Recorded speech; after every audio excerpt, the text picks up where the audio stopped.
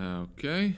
Alright everyone, welcome to a little preparation playthrough, so to speak, of Dark Souls 3. After all, Sekiro is coming out this Friday, so I thought I would prepare my ass by going through Dark Souls 3 using a, well, sort of ninja build, so to speak. It's not meant as a challenge run, in fact it's quite different from my SL1 guide, because I am literally 300 levels higher than that on this character. Although of course on NG+7 that doesn't really mean that much in the end. Especially because I only have 30 levels in Vigor and a whopping 90 in Vitality, so I can carry 3 weapons at once without going over 30% equip load. Well, actually I'm higher than NG+7 as you can see. Well, so even on level 301 you can get 1 or 2 shotted, but regardless, none of that really is the point anyway. I just thought I would go through Dark Souls 3 with a sort of ninja type build in preparation for Sekiro. Which basically comes down to nothing more than using several types of katanas. So we have the Chaos Black Blade, the Lightning Onikiri, and the other one, and the Frayed Blade. So we have a Fire, Lightning, and Dark weapon. And on my left hand I use Blood Infused Claws, basically to simulate, well, not really. It's a bit like having a prosthetic arm. Well, not really, it doesn't really come across, but, you know, whatever, who cares? Why the hell not? So, let's just get started. New Game Plus 13, I believe. Yes, New Game Plus 13, my lucky number, of course. Well, speaking of luck, I haven't played this game since I did my SL1 guide for the DLC, so that was a few weeks later, I believe, so... That means I haven't played Dark Souls 3 for almost a year now. I expect to be a bit rusty. I have played Demon Souls, of course, a few months back. But still, hopefully I won't fail too heavily. Regardless, I am much more worried, of course, about Sekiro, because what I've seen so far from Sekiro, and I think you're all going to agree, it's going to be a very different game than any of the Souls games. Basically, it's... Well, we tend to just cluster all From Software games together into the Souls series. But I expect that it actually is not really fair to even equate Sekiro with a Souls game. It will probably have some aspects that are similar, but as you probably all have seen so far, the game is probably going to be... at least feel very differently, play very differently. And given that I'm not exactly that well, that skilled when it comes to parrying, and Sekiro is going to be all about parrying and blocking with your sword. In fact, even when I played Neo, I hardly ever blocked. And from all the footage I have seen so far from Sekiro, you simply don't do enough damage to your opponent. Wait a minute, by the way.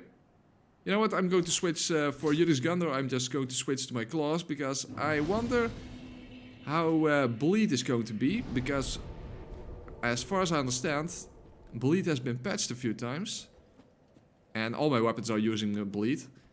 But let's just see, when I get to Yurix, how well my Blood Claws are going to do. I'm mostly going to use it for parrying, of course.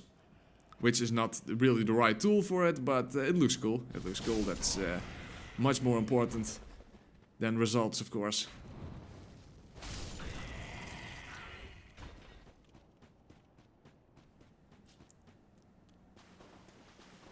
But yeah, as I said, I'm a little bit worried about Sekiro. I think I'm going to have a very, very hard time.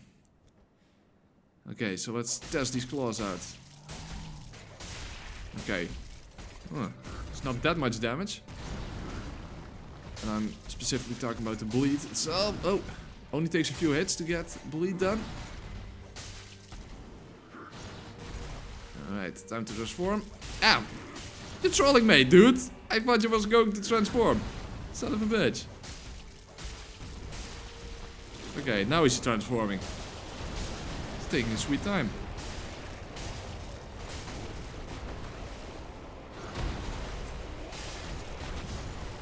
Right. Well, the blood claws are not that effective. So from now on I will just use them for parrying. Of course, as I said, all the katanas use have a bleed effect. Okay. Yeah, the ring setup is pretty decent, I think. I mean, the cat ring. Ninjas are not supposed to take fall damage, of course. I'm not very used to using katanas. I mean, this. Okay, you see it. It looks very cool, but I'm really not used to using these type of weapons, to be honest. Even though I am a bit of a dex user. And I admit it. I fully admit it. I like dex weapons. That is brave in and of itself to just admit that. Not to use them, but to admit it. By the way, the lightning weapon, because of I'm such a high level, lightning weapons are actually a lot weaker than fire and dark weapons. Even when the boss you're fighting is weak to lightning, because you simply don't do that much extra lightning damage compared to how much extra fire and dark damage you do. Because when you have 40 intelligence and 40 faith, you do a shit ton of extra fire and dark damage, and you only get lightning damage from faith, so you only have 40 faith. So even with the extra scaling that you get for faith, given the lightning infusion, it doesn't outscale having 80 levels in damage versus 40 levels in damage. Regardless, it's a cool weapon, that's ultimately only what matters. So regarding this playthrough itself, basically it's just a random playthrough, so I'm not going to cover the entire game. I just want to keep it short and to the point, so it's basically any percent, so to say. Well, any percent makes it sound like a speed run, that's not what it is, of course. But it is, let's just call it a fast run. A fast little NG+7 playthrough.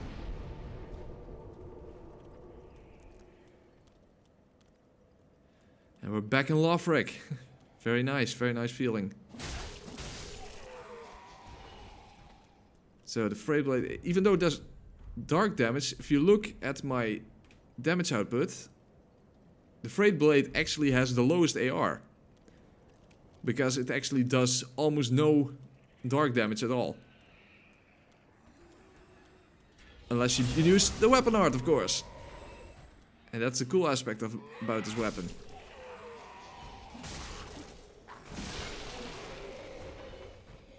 By the way, I'm not really an expert when it comes to PvP.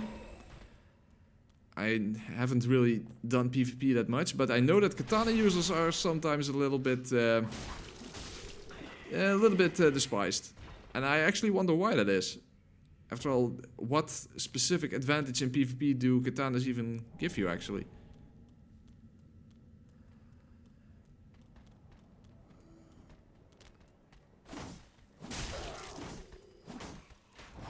This is not good.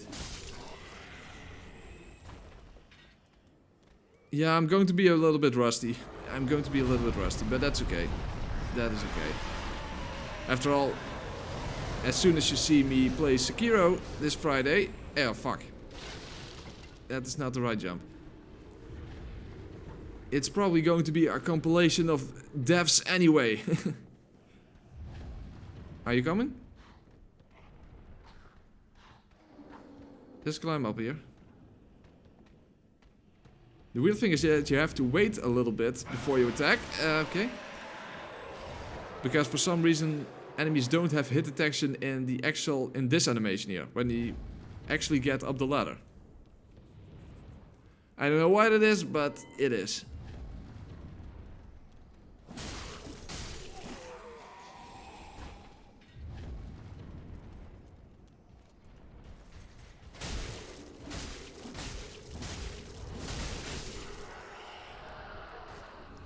Gotta love the weapon art of the Frayed Blade.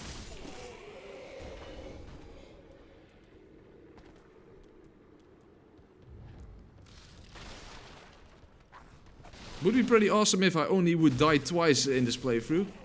I don't think that needs further explanation. But I don't expect it, Anyway, let's be honest. What people really like to see gamers do on YouTube is fail and rage. That's what is most popular, so... In that sense, given that most of my videos are focused on every time I succeed, because after all, I mostly have edited guides. It may be fun for people to see when I actually struggle and, well, rage. I don't really rage that much. I mean, yelling "come on", that's not really raging, I think. But at least having a hard time. That's definitely going to happen in Sekiro, because it's probably not going to be something where Souls experience is going to help you out that much.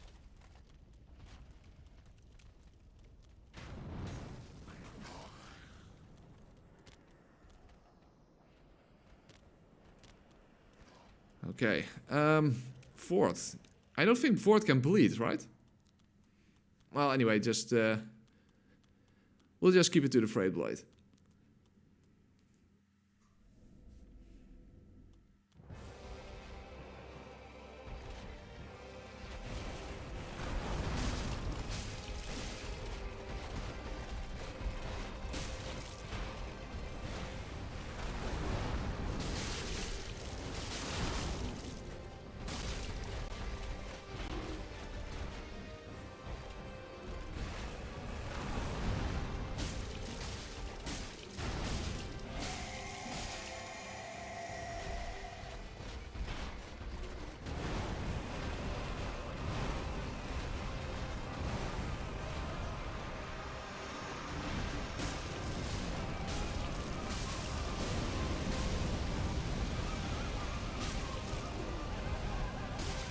Ooh, he actually survives before...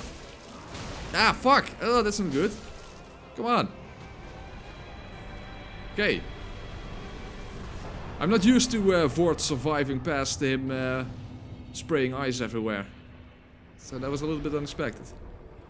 Okay, I'm thinking. We have to go towards the dancer anyway, so should I immediately take on the dancer? Or should I wait until later on? Bit pointers to pose that as a question, given that this is not a stream, but whatever.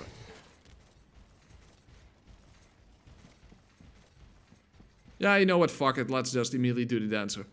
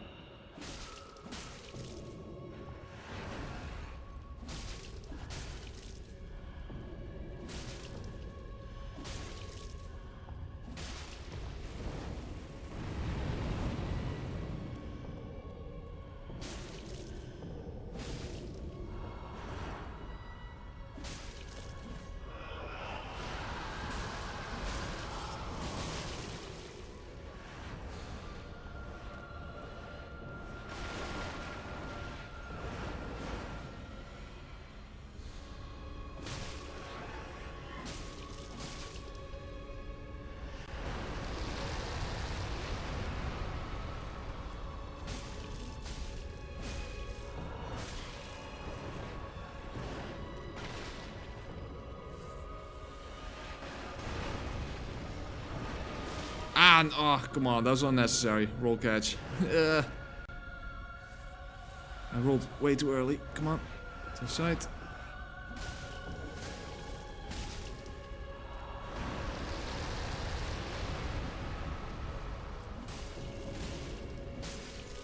Okay, huh. If I can pat myself on the back a bit, usually when I come back to Dark Souls 3 after taking a pretty long break, I always have problems with the dancer. And other than that one roll catch, not too bad, not too bad. Okay, should I... Nah, let's not. Let's not immediately go to Lothric Castle yet. We'll just take the regular route for now.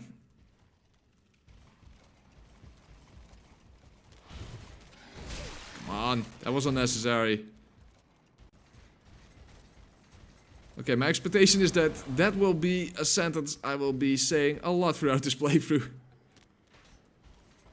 So when you haven't played Dark Souls for a while, you often make mistakes that are completely unnecessary, but I'm not really saying anything new there, I guess.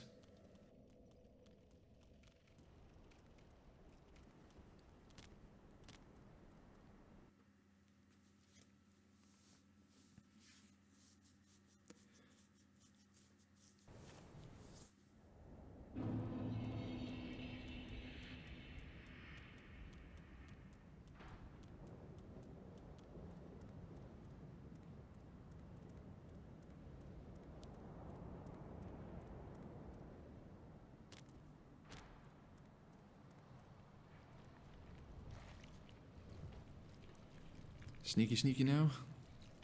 Okay, let's try this weapon art out. If you do a strong attack with this weapon when using the weapon art, you can actually use it as a parry. I'm not going to try that against Pont of Sullivan. You can trust me on that. That's not going to work. I'll probably have a hard enough time using the claws rather than the small shield. Dogs. I'm sure that most people watching this, given that there are only a few people watching this, already know it, but it's a returning theme throughout most of my playthroughs is my absolute hatred of virtual dogs. And yes, virtual dogs, not dogs in real life. But for some reason, I immediately get frustrated and annoyed when I see dogs as enemies in video games. And it's weird, but it's just the way it is. Anyway, I think most people can agree that a lot of dogs in a lot of video games are really annoying. Just think about the dog in Duck Hunt. Annoying little fuck, you can't even shoot him.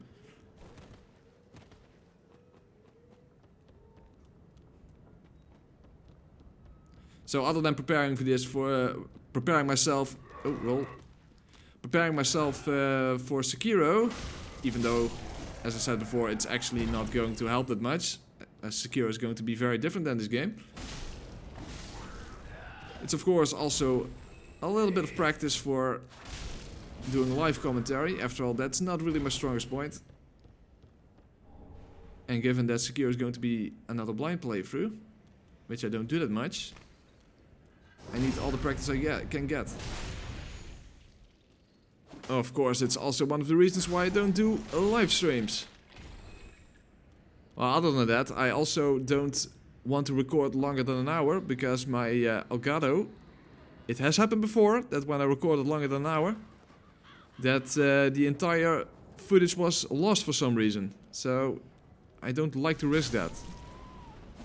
That's one of the reasons why it was extra intense to do my No Hunter's Dream run, because that had to be a single unbroken recording. But the problem is the Elgato is simply not always that reliable, unfortunately. I'm pretty sure that I'm not the only one who has complained about that.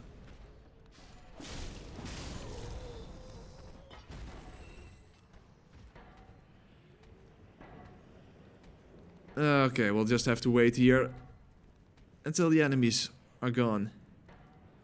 And by the way, I think that the Curse Rod in Greatwood can just go fuck himself. I'm going towards the Road of Sacrifices. As I said, I'm probably not going to cover all the bosses. Then again, I don't think I can do a proper playthrough of Dark Souls 3 without fighting the Nameless King. So, yeah, what the hell? That almost threw me off. That guy did, how do you say that in English? A feint attack or something? Is that what the right English term is? When he first pretended to throw his pot, and then he only did it a little bit after that. A bit like that overhead attack that Pont of Sullivan does. He also has this little feint attack that he does. Hey, Anya bro. Bye, Anya bro.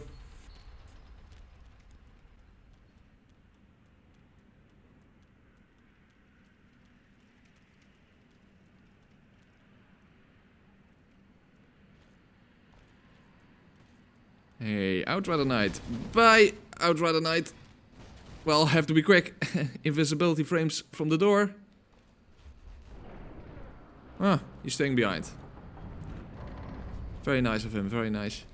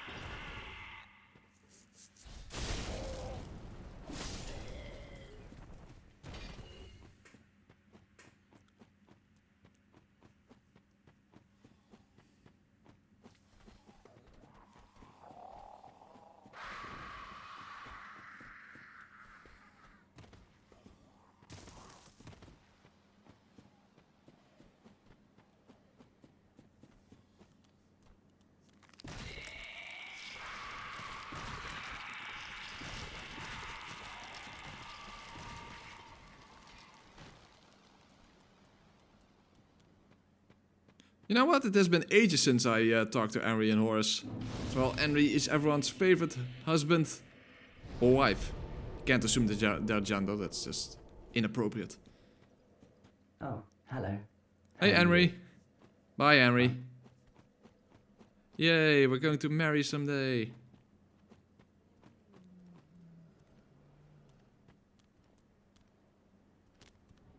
And I love the cat ring. Does make you feel like a ninja. You know though what is a bit of a slight worry that I have about Sekiro? Well, it's sort of a thing to worry about, I guess. And I don't think I'm the only one who is a little bit afraid of that. And that's the replay value that Sekiro will or might have compared to all the... Oh, why is he so close? Come on. Dude. Don't poke me in a bad way. Damn it, and he's still close.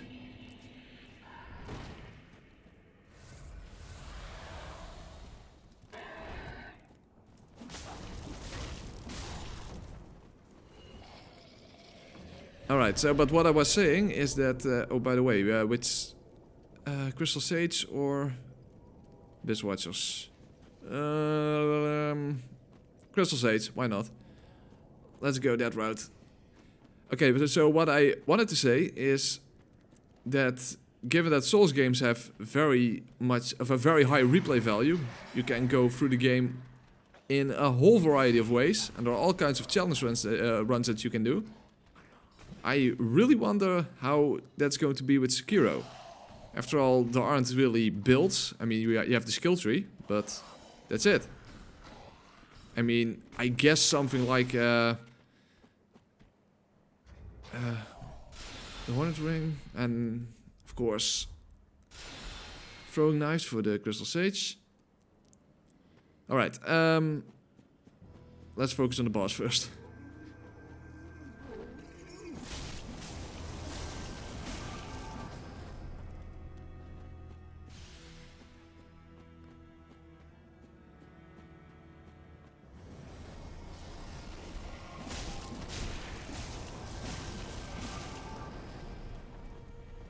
Okay, so now it's always a guess.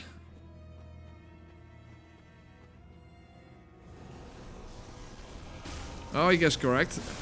That's very good.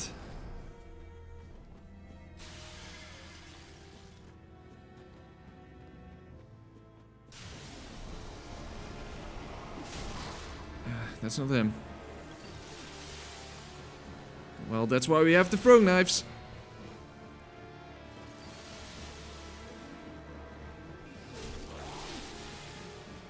Oh, fuck, I hate those crystals that follow you. Come on, don't hit me in the back. They are going to hit me in the back, right? Come on, don't hit me in the back. Ah, they are! Fuck! Son of a bitch.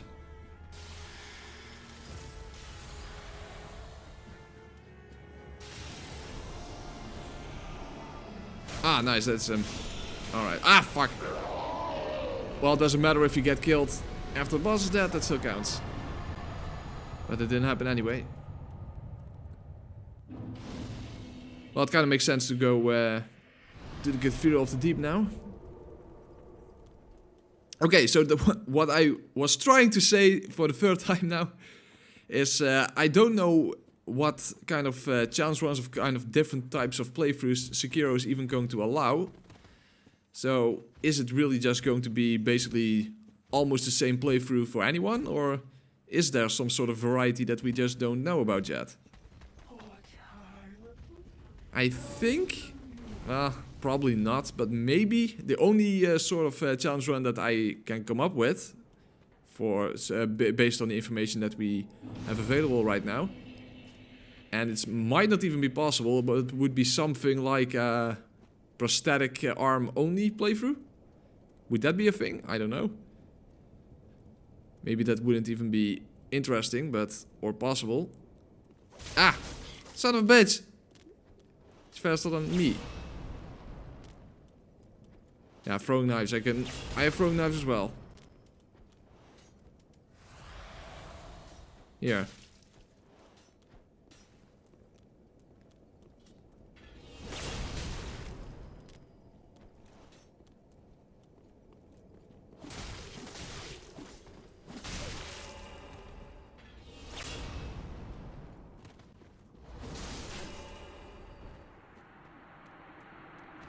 I don't even need the ashes, but anyway.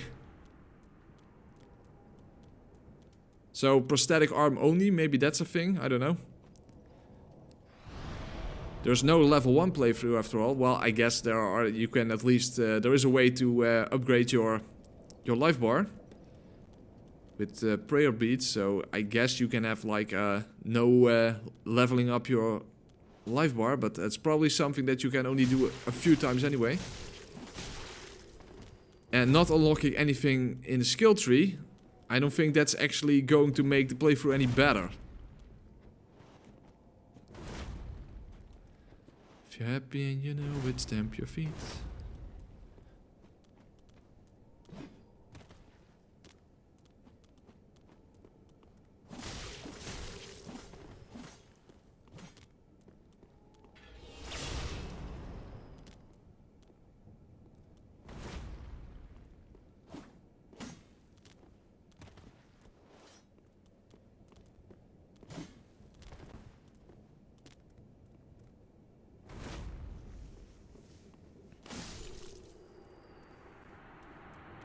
Yay! Celebration! Okay, time for dogs and teleporting dogs. Well, have they fixed that at some point, by the way? Or is that something that has still not been fixed? And therefore never will be fixed? Because I don't think there are going to be any more patches for this game. Okay, I don't see any dogs teleporting so far. But it has happened to me before that I run through here and I open up the door and one of the dogs that was behind me was on the other side of the door here. I mean, that's pretty ridiculous, but it has happened. Well, either they fixed it or I was just lucky, I guess.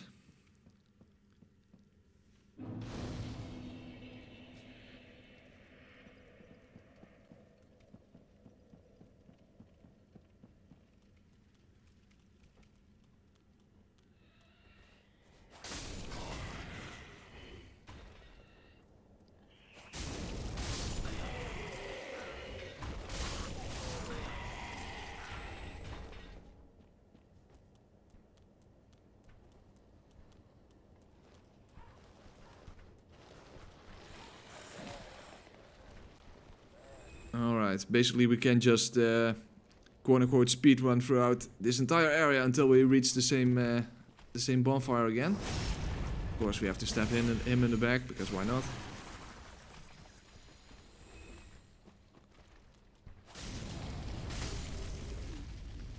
And of course use fire against the maggot motherfucker.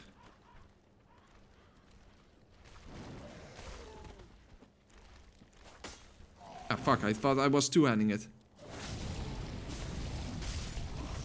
That's better.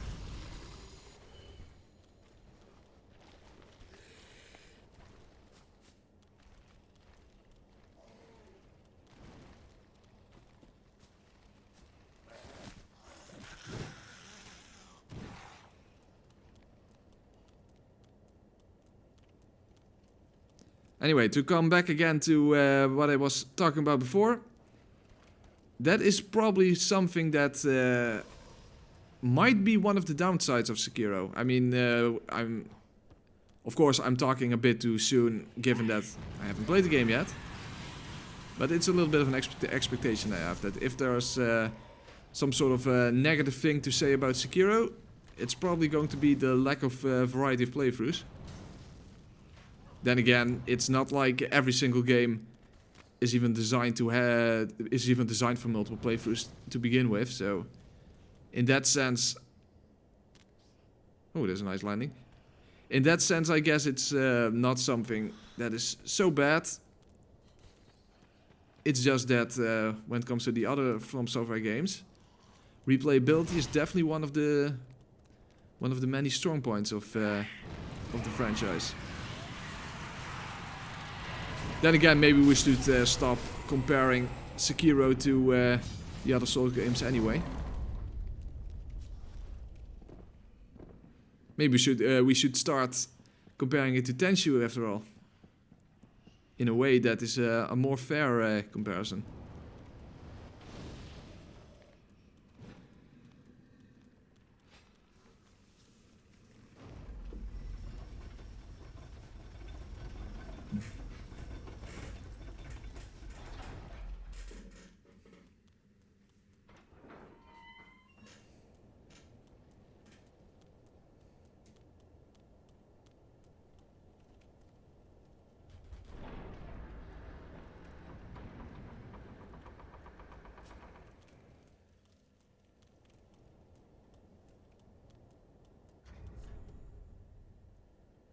Okay, let's equip a dagger for the quick-step weapon art, of course.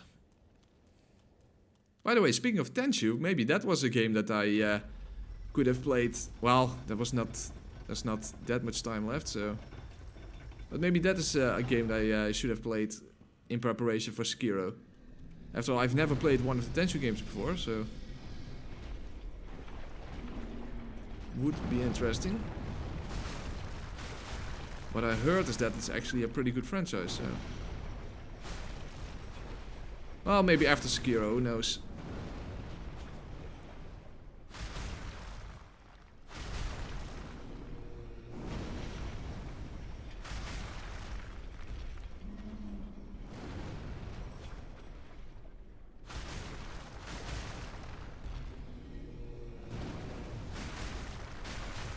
Damn, either this guy has really much life on NG+7, or these dual katanas are really not that powerful to begin with.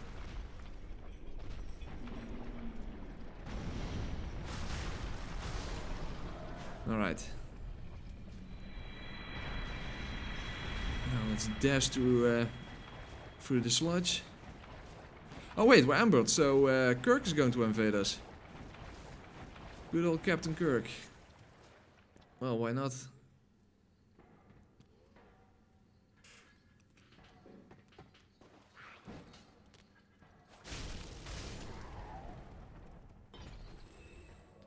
Right, there he is. Let's make an honorable battle.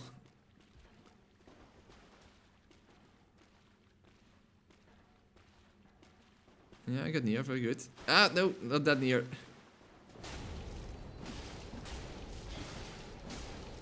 Okay, well. Oh, oops. Oh, fuck, I got that was not meant to happen. Okay, well, that's NG+7 for you. He just two-shot at me. Ah, I got Captain Kirk. Very good. Okay, I got a bit too cocky, I guess.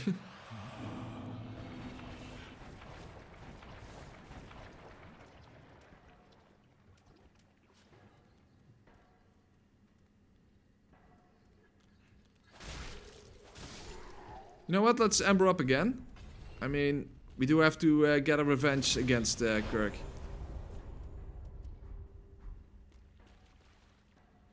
And let's not screw up like before now. Or does he? Oh, okay, there he is. I almost thought he wasn't going to show up. Okay, let's not underestimate him this time. Okay, there goes Lord Swordring already, because he does a little bit of damage with his armor set.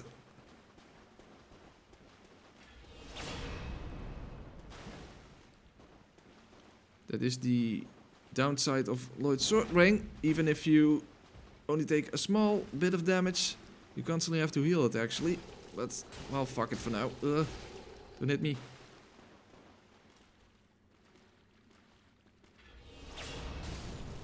Alright, very good. Celebration!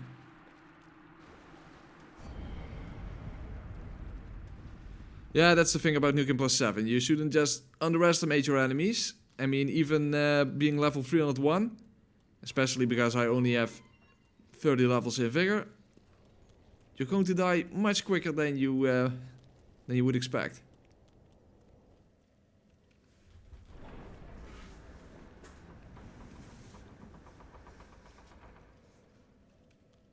Hey, you know what? Let's take the long way around, because why not? I mean, maybe it's actually very, very unlikely to happen, but we have access to Rosaria that way, and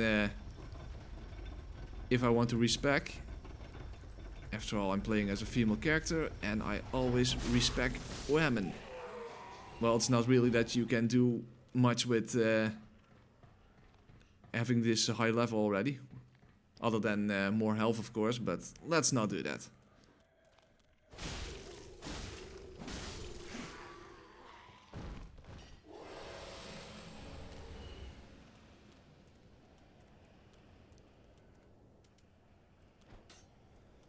Yeah, doesn't work. Come on.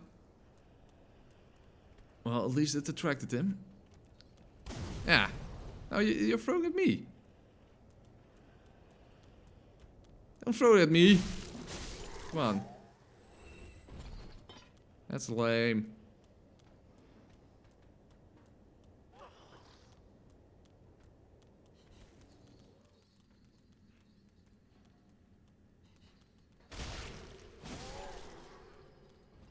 Ooh, a little room to avoid him here with this giant sword. Jump down.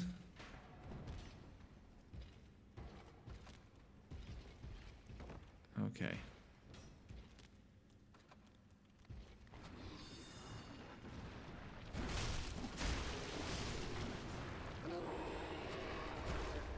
You know what, let's just forget about Rosaria and immediately go on the bridge. And because I'm wearing the cat ring, I can go this way. After all, the elevator is not active, but that doesn't matter if you have the cat ring. You can just drop down, and you can get down there anyway. Something I didn't mention in my wait. I didn't have to mention that in my Soul of One guide, because I didn't have the cat ring, of course.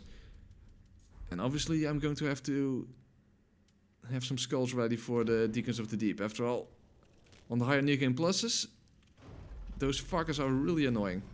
Simply because there are so many of them.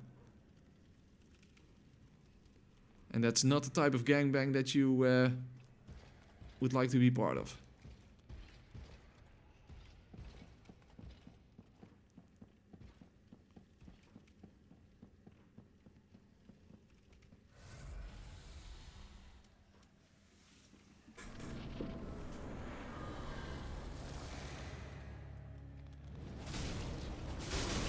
Okay, well that's a nice start.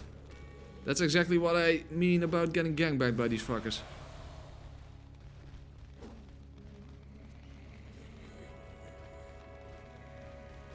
Well, the skulls are for later. Now it's just NASCAR time.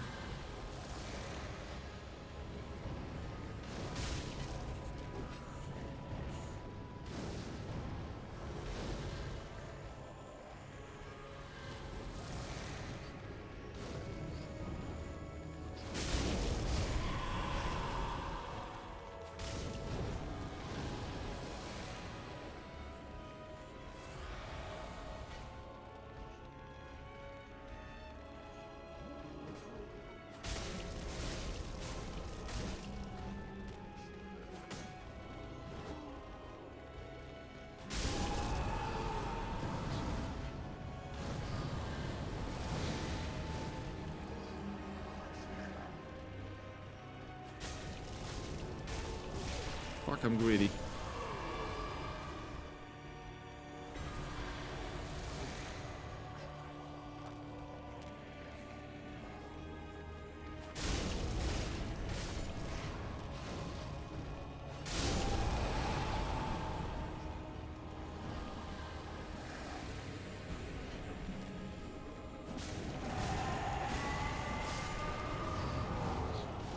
One more. Damn it, you're in the way. Come on. Okay, one more skull then. And probably many more. Ah, come on! That the boss himself attacks. Son of a bitch, you're not supposed to attack. You're supposed to just easily die. Come on. Okay. Second blue guy. Yeah! God damn it! Yeah! Even though the last time I played this game I was on Soul level 1, I still am not properly managing my my stamina.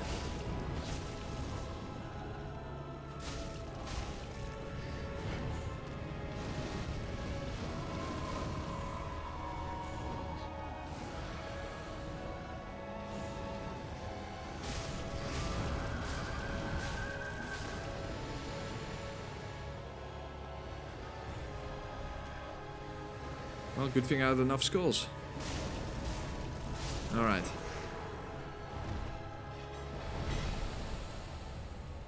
Okay, very good.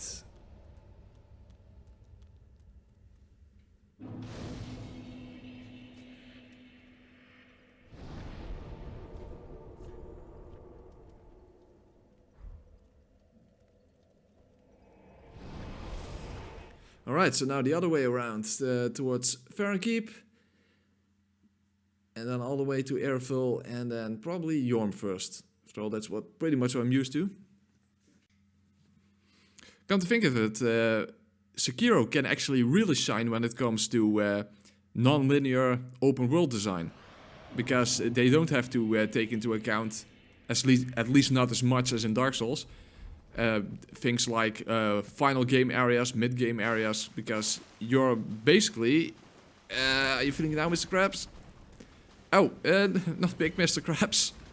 You can have the Krabby Patty formula. Don't chase me. Okay, these guys were just going to cheese, of course, if they want to play along. Oh. But the point is that if it's not about what level you are, then... Oh, fuck. I almost went wrong. Where's the other one? Oh, he's not coming. Okay, then we'll just continue. But if there's no leveling system, then basically it doesn't really matter where you are in the world. I mean, enemies are of course going to be tougher in later areas, but it's not so much about not being high enough level. So, in that sense, the game can be incredibly non-linear, and that is going to be rather interesting, I think. In that sense, maybe people's playthroughs will differ quite a bit, actually. If you have a lot of freedom of where you want to go. Oh, wait. Ah! It's not what I want that he chases me all the way here. Okay, get out of the way.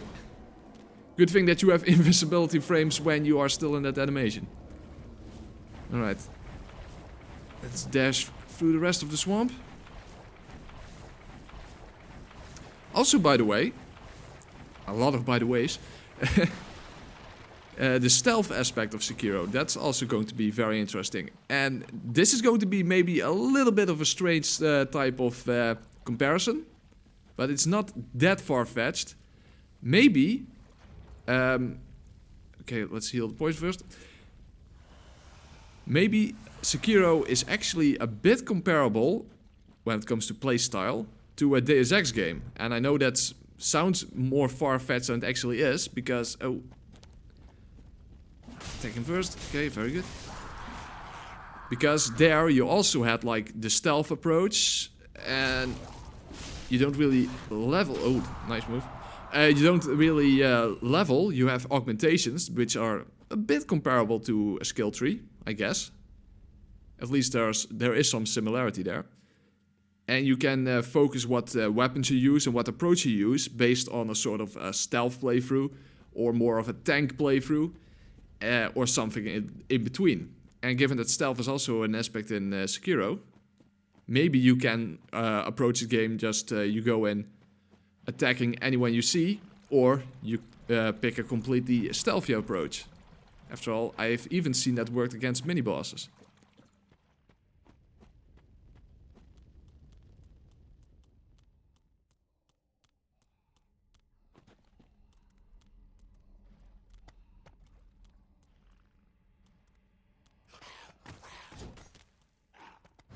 Oh, fuck. Oh, oh!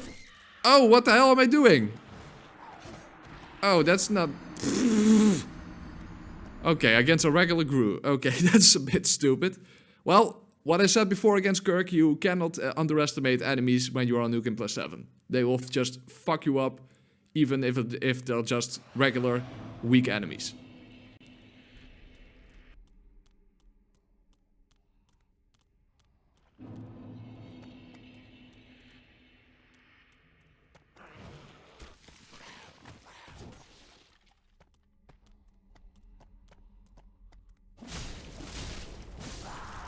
See, that's all there is to it.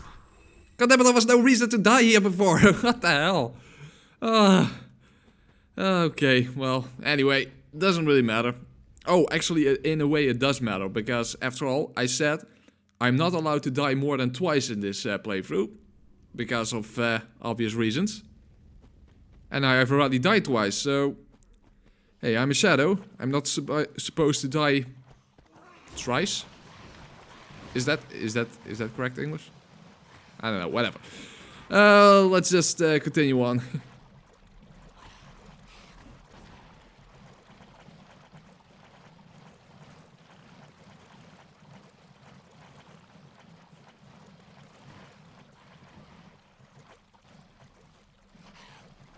I'm probably not going to return here anyway, but let's just light the bonfire.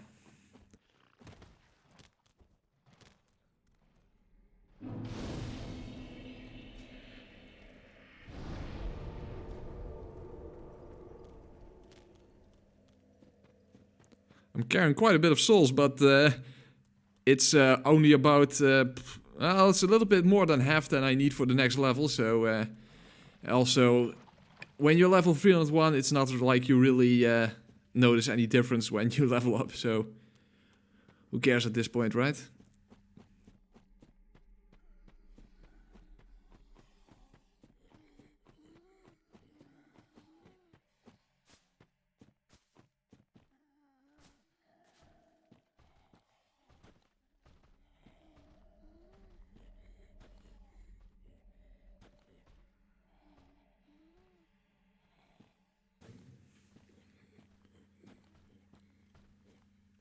Let's just walk very carefully here, not aggro the dark graves. And now make a run for it. Just to be safe, just to be safe.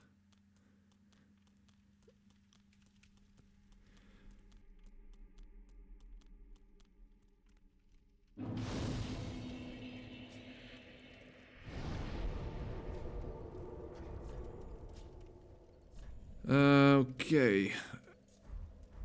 We're going for the Chaos Blade. After all, as I said before, even though the Abyss Watchers are weak to lightning, fire damage does actually more than lightning damage because of, well, as I said before, because of 40 intelligence versus merely 40 faith. It's a bit weird that Lords of Cinder are weak to fire, but yeah, it's the way it is. Well, other than the final boss, of course.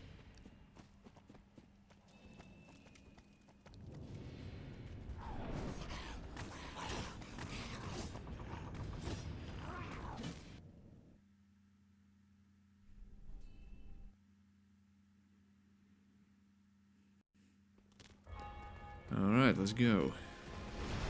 Ah! Okay, that's a good start. That was kind of stupid. You know what, let's just approach this as if it was Soul of 1. We're just going to play it safe and go for backstabs mostly.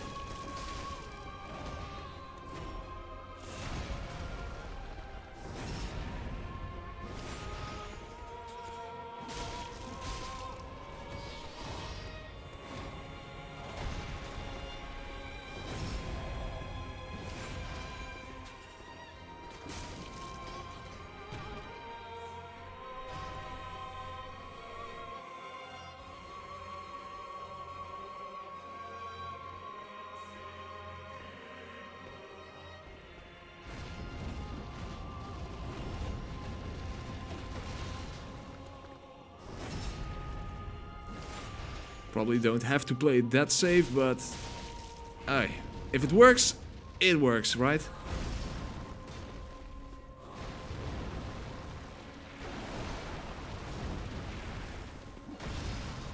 Of course, he does have to do the right moves. Yeah, very good. Little twirl and backstab.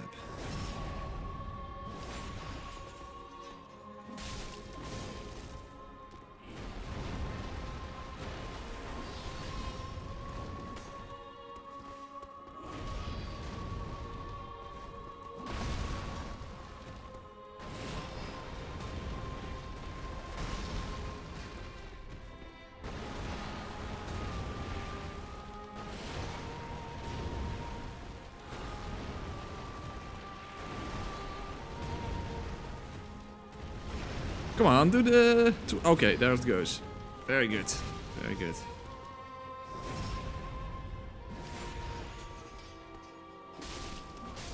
Alright. Very good. Very good. I guess you could make it even easier on yourself by parrying them, but given that backstab fishing is so effective against these guys, you might as well not be too hasty. Okay, we can immediately just continue onwards towards Wolnir.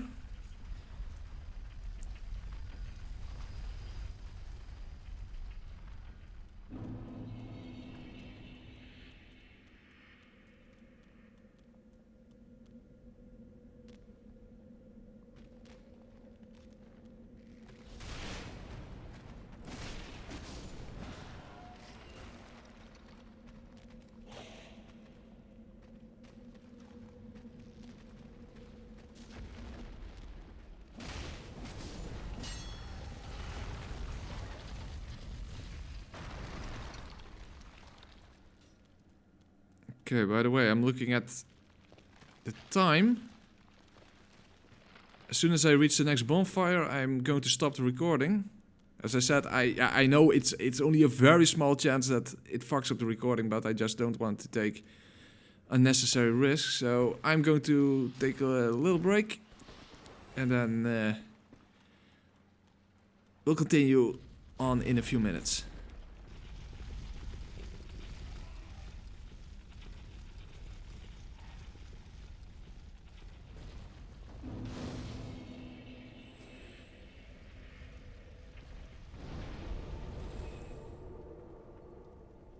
Alright, let's continue onwards. I'm going immediately towards Wolnir and not down towards the old Demon King. In fact, I'm a little bit surprised that I even remember that he's in the game. I mean, I mentioned that when I did my, my S1 guide. I almost forgot to include him because I almost never actually fight against the old Demon King. He's a bit out of the way and, well, I think no one is going to complain if I skip him. You know, maybe later on I can always warp back here and do him anyway if I feel like it. But he's not exactly the most interesting boss in the game, of course.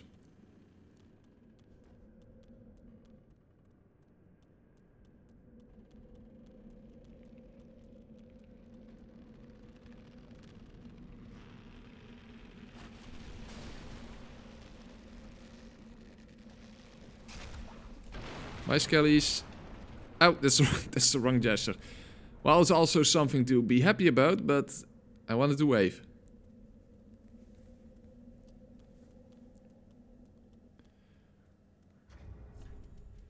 Okay,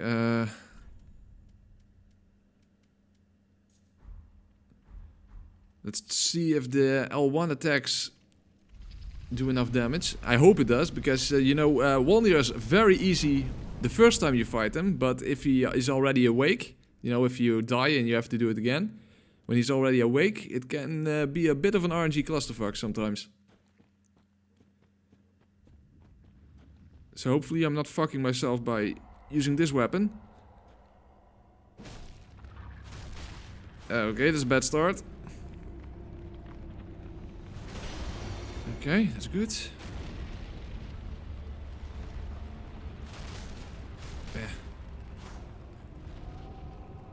little bit the wrong side here, but come on.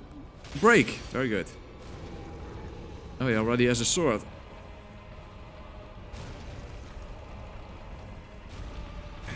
Keep still.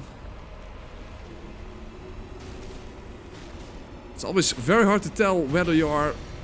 Okay, there he goes. It's very hard to tell whether you are at the edge of the smoke or... Visually speaking, it's a bit hard to see whether the smoke is about to damage you or not. Well, anyway, that was Wolney already. Also not the most exciting boss there is, but there you go.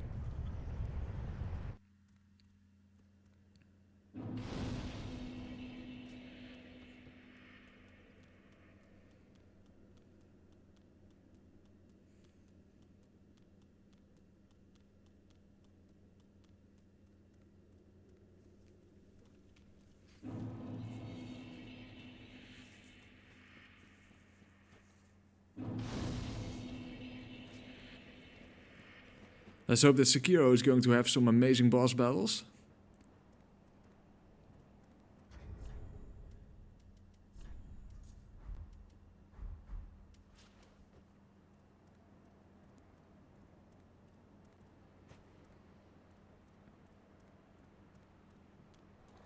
Okay. I think this is a trick pretty much everyone knows, but if you... Oh, you have to avoid him, of course. And now he's going to teleport away or something, or he disappears, and you can freely attack him. And now is he almost dead already. After all, this is a really annoying enemy. A little bit further, okay. Alright.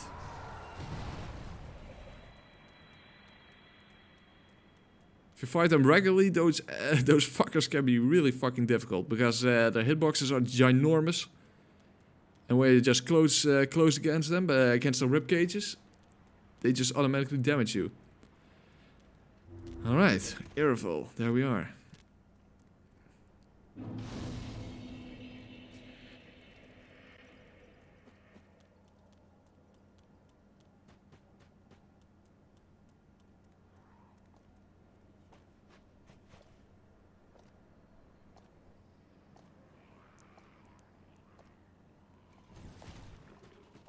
Yeah, fuck it, I'm just going to run past everything here. And we're immediately going towards Yorm.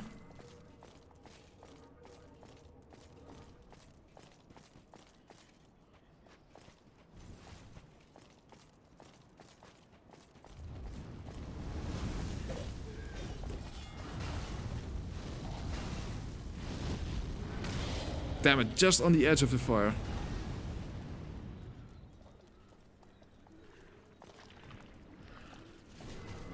Oh, don't hit me. Don't hit me.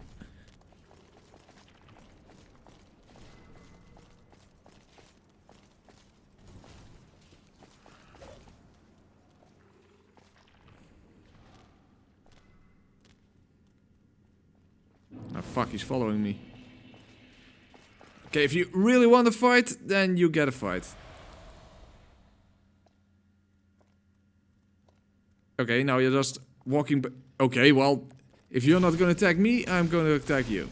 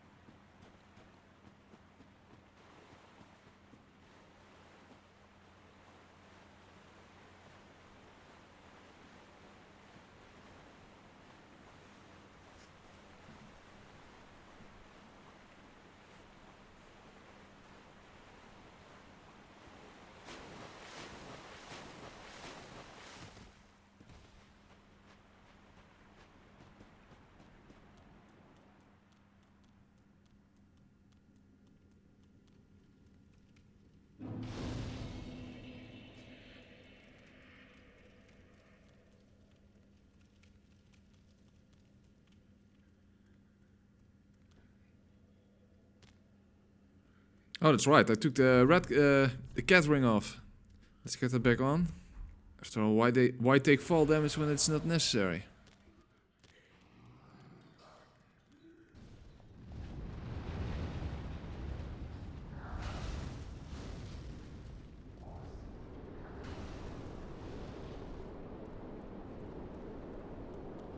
Okay, so now I'm going to get evaded, of course.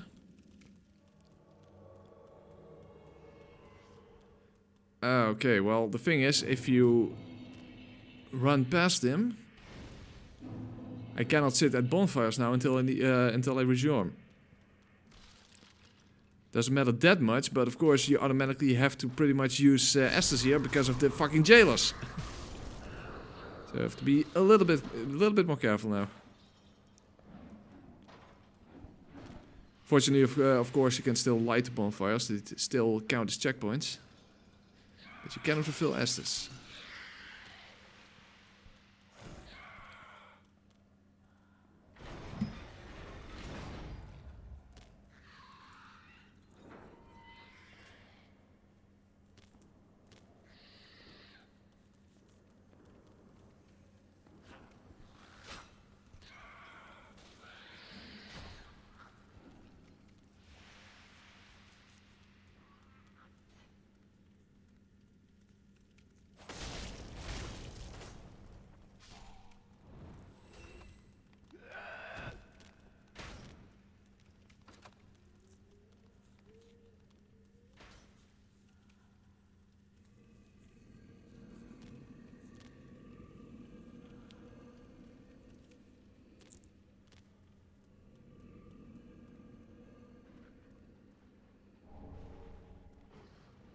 Okay, I have to always be a little bit careful around these rats.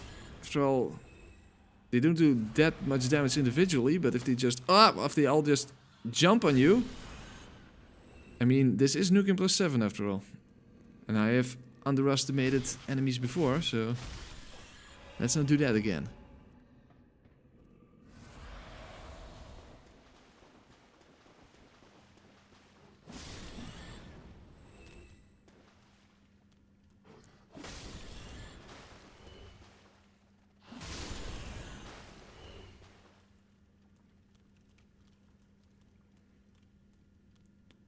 Okay, let's see if I can lure the giant rat over here. After all, there are two of them, so... Ah, whoa, whoa! Oh, he does a lot of damage. Tactical retreat. Tactical retreat. Oh, damn it. Okay. Oh, well, he was still alive. Fuck. That was a bit sloppy against simply a rat, but... well, I just said it. You cannot underestimate enemies on Nukem+7. That's basically a given.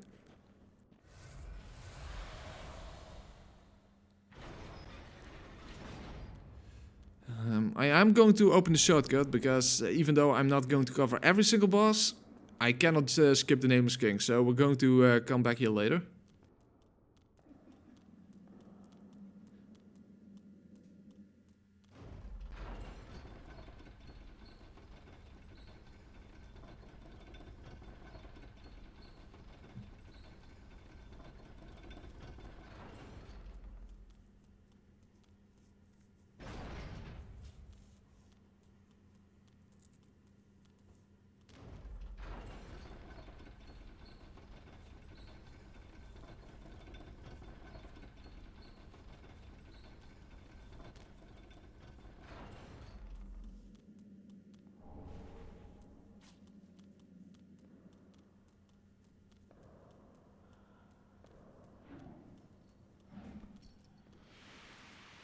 I wonder, by the way, if I would now have gone to Archdragon Peak, would that mean that Alpha would also go back to his own world? To his own world, you know, he's an invader, so that basically still applies, even though he's an NPC. But I wonder if that's the case. That kind of makes sense to me. After all, you go to a completely new area. I guess that this area is not going to be loaded into memory when you are in Archdragon Peak. That would be very surprising. Oh. Careful.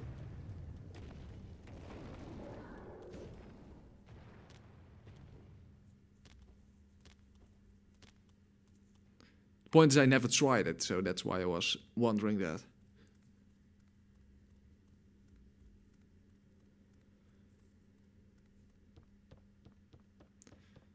Okay, well I cannot refill my Estus, but anyway, it doesn't really matter. If I take a hit from Yorm, I'm going to die in one hit anyway. We are going to fight him just regularly, by the way, with the Storm Ruler.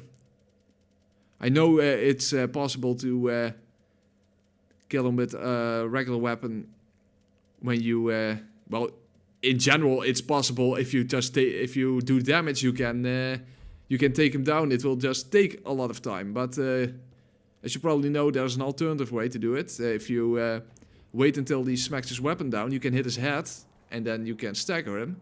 And you can then do pretty decent damage actually with normal weapons. But we're just going to do it the old-fashioned way. After all, it's been way too long since I played this game, so let's not go too crazy when it comes to Yorm. Although he is more interesting of a fight that way. After all, it is a gimmick fight. Not that it's a bad gimmick fight, by the way, but it's basically the same on any sort of playthrough. But it's the way it is.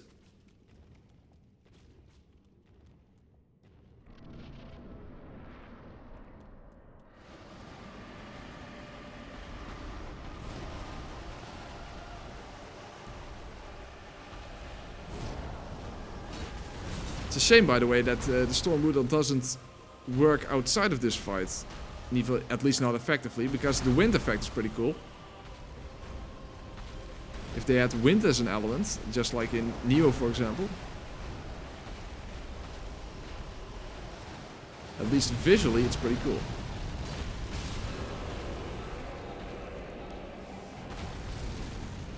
Alright. Now you always have to wait until you fire again. Otherwise he's not going to fall down after you attack.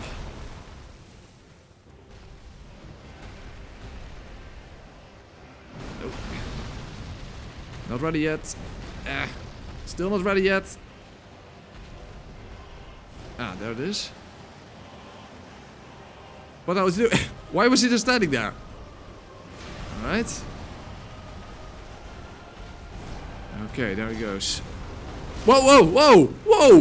Whoa, what the hell? What just happened? That made no sense. I hit him. And he just poised right through it. What the fuck? How is that even possible?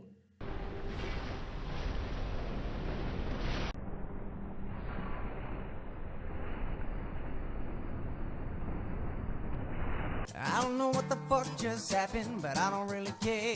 I'ma get the fuck up out of here. Fuck this shit, I'm out. Seriously, I've never seen that before. I clearly hit him. There was nothing in the way. What the fuck? This is ridiculous. What the hell? Okay. Well, shadows die twice, I guess. Jesus fuck, that was ridiculous. Have you guys ever seen that before? He just... Yorm just activated poise and it was very effective. Oh fuck! Damn it, now I'm not paying attention. Okay, but seriously, I've never seen before. Fuck! Okay, I have to pay attention now.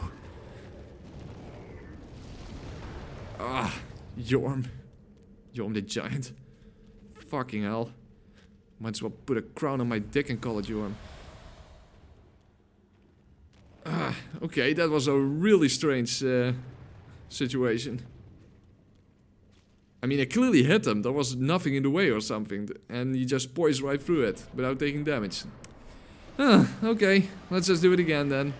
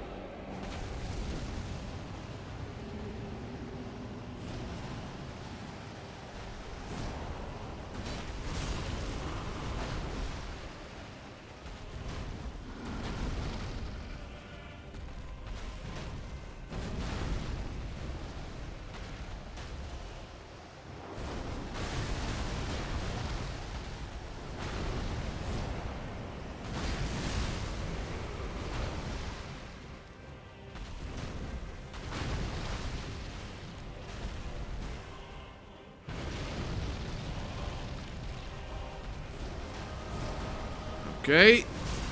That's better. Jesus fuck. Go on.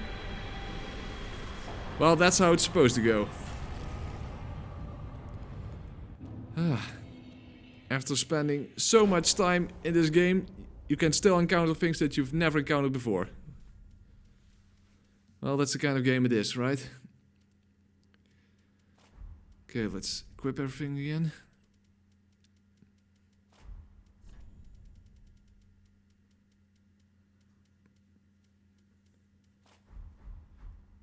And then back down to Irithyll, I guess, and then Pontiff and Aldrich, of course. Or wait a minute.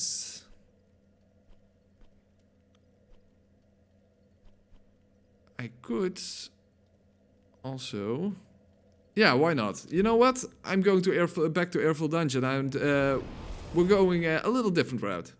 We're already going to the Nameless King. That's... why not? Doesn't really matter anyway when you're on New Game +7, so let's change the route up a bit. And of course we're heading into a dragon area, so that means equipping my lightning katanas.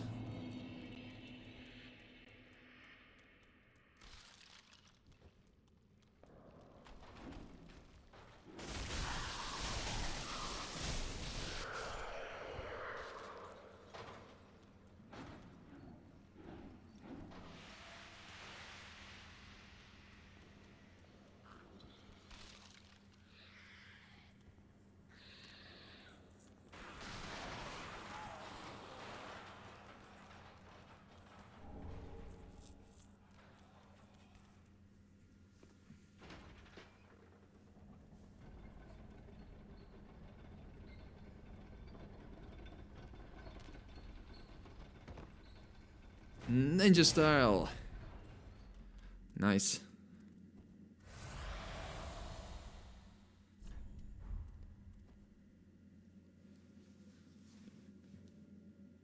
Is it just me, or is the Desert Sorcerer's Stop extra magical by making your character's breast size significantly larger?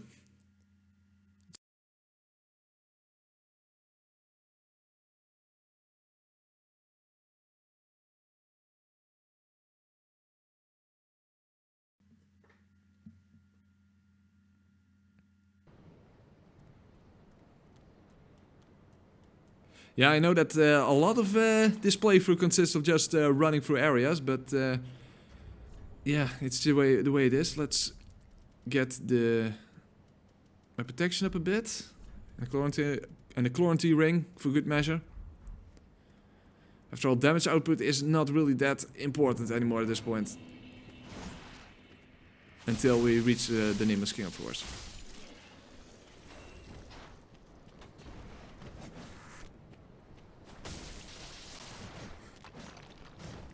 Yeah, just keep going. Why not?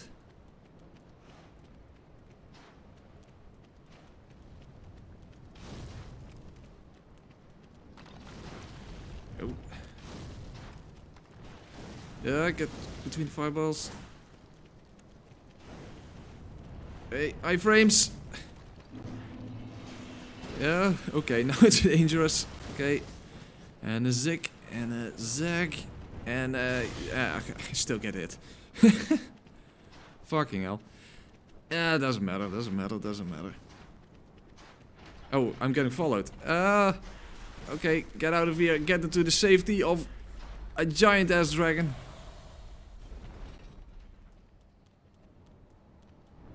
Hey, Angel Wyvern. I feel much more safer with you than with those small little fuckers. Hey, don't roll me back.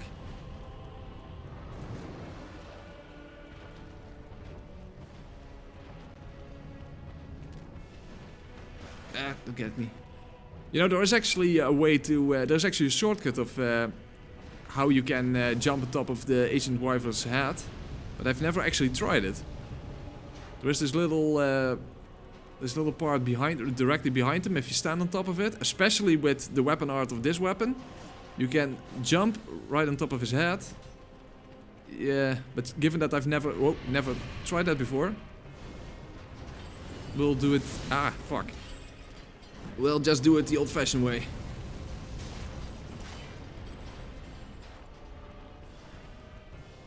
Okay, don't attack me from behind.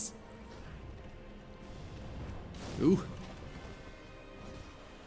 It has actually happened to me that when I was up the scaffolding here, there in the corner, that the guy with the chain actually hit me right through the floor.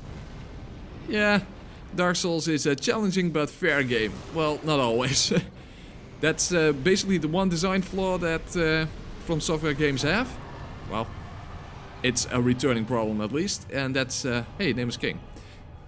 I'm coming for you. But it's clipping is for some reason in every From Software game it's a returning issue. I don't know why it is. From Software is so good at designing games, and that's just something they can never get right for some reason. So let's hope that Sekiro, that they will finally get that aspect of the game right. After all, it's not really fair if you get hit by an enemy through a wall. The fun thing, of course, is that you can troll other players in PvP by doing that, but for example, by whipping them right through a wall. It's cheap, but it is very, very funny, of course.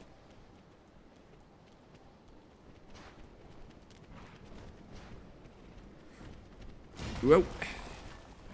Always be careful around the guy with the axe.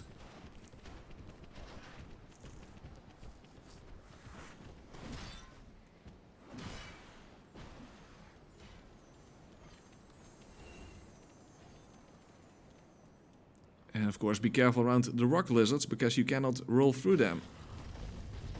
Get around them. Oh. And then of course stay on the left side to avoid the fire of the dragon. Hey, whoa! What the hell, what did I do wrong? Did I mistime it, or was I not far enough to the left or something? Okay, that was a bit weird, but clearly something, I did something wrong, because I was in the fire. Yeah. Shit happens.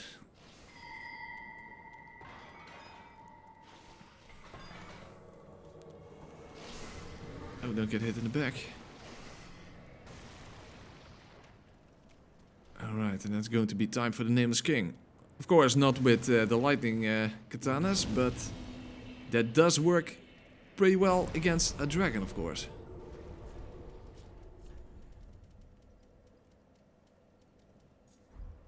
And I might as well use the Hornet Ring, although slash weapons are not really the best weapon to get to stagger the Nameless King, especially not the NG+7.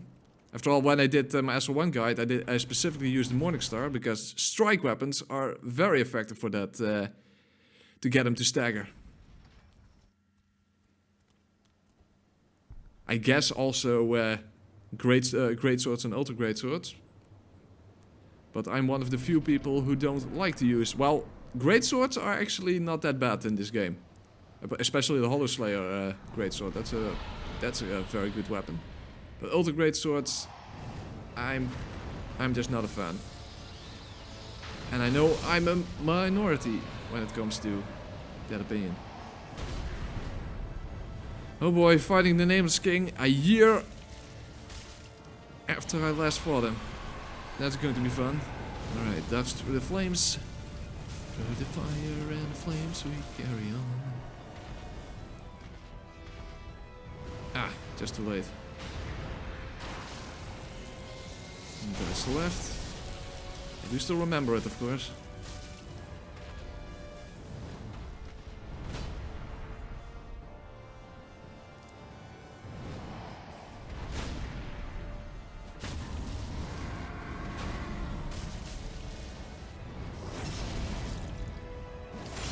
Alright, but that was the easy part, of course.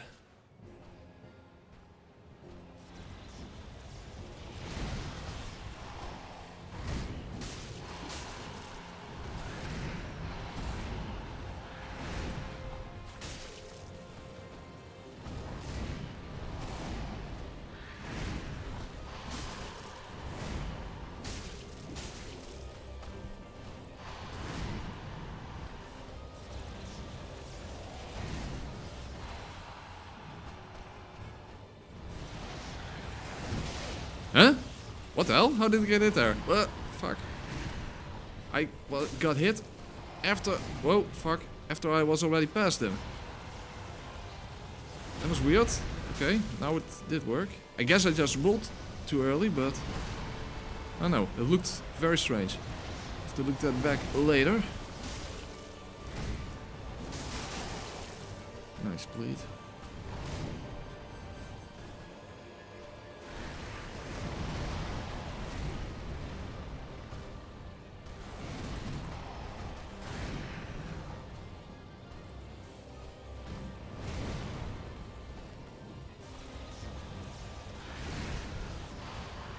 I hate it when the lock-on just randomly comes off.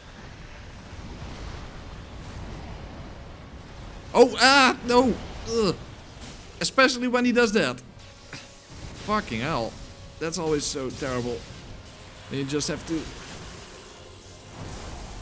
dodge without being able to see him.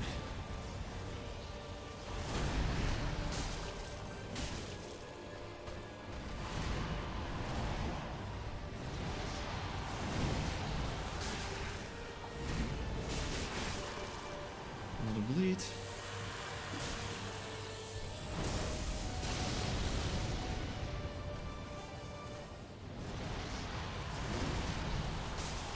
Oh, don't that... Ah, fuck.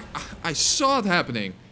Well, that's a classic example of if you get greedy, you get hit. I shouldn't have attacked twice there. Okay. Basic rule for Namescreen. Only attack once unless you absolutely are sure that you can get a second attack in.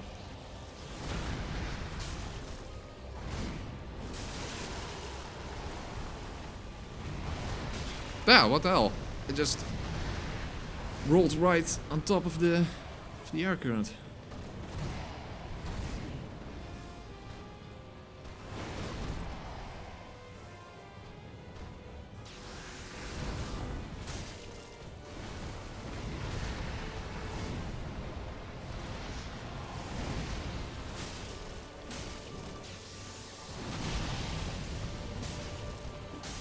All right.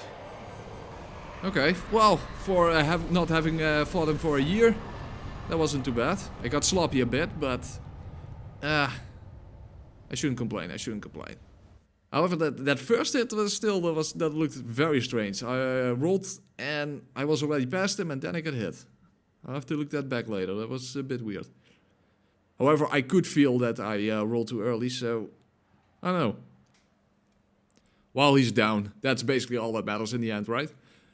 Okay, so now we are going to continue on the regular route.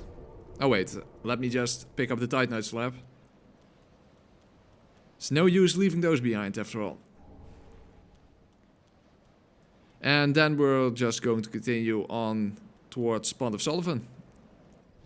That's the most sensible route. Distant Manor.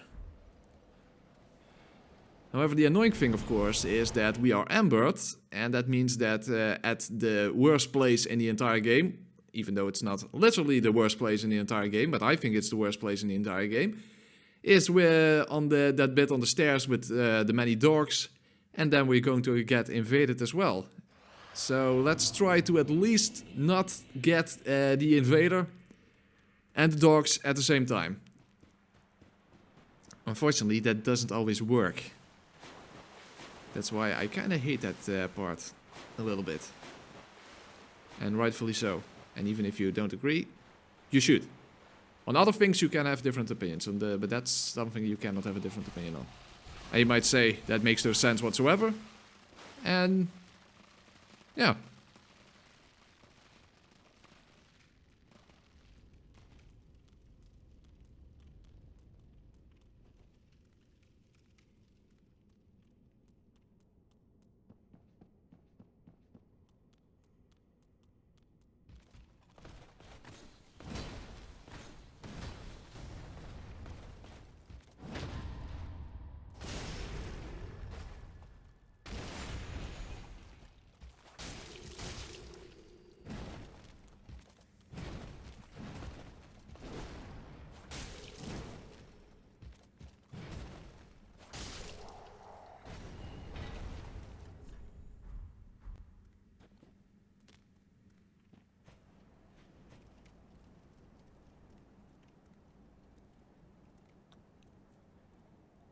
Okay, now inch my way forward and hopefully I can avoid triggering the dogs. Okay, there he is. I don't see any dogs, so that's good. As I said, this doesn't always work. Sometimes they just come running towards you along with the invader. And dogs are just the worst creatures ever, as long as they appear in video games.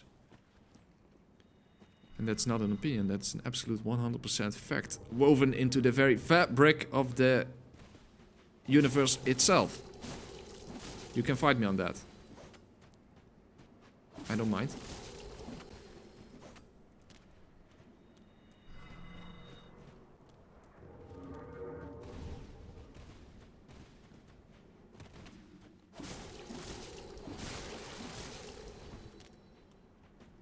Yeah, my dark magic is better than yours.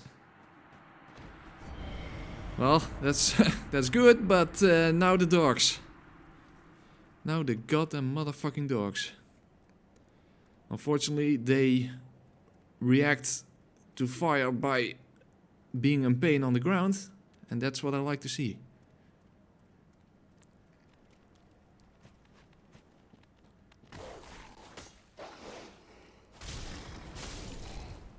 Okay, that's fine. And the other one is going back, fuck. I don't want them near the Irithyll slave firing magic at me. Okay, let's do. So far so good.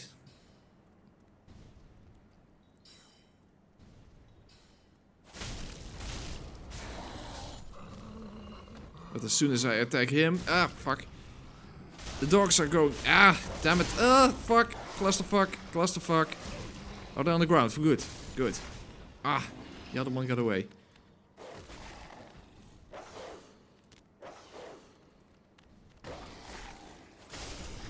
Whew. I know they are relatively easy to handle with a shield, but I'm not allowed to use a shield with, I mean, a ninja with a shield? Come on, that's ridiculous. A prosthetic arm, that's very logical, but a shield?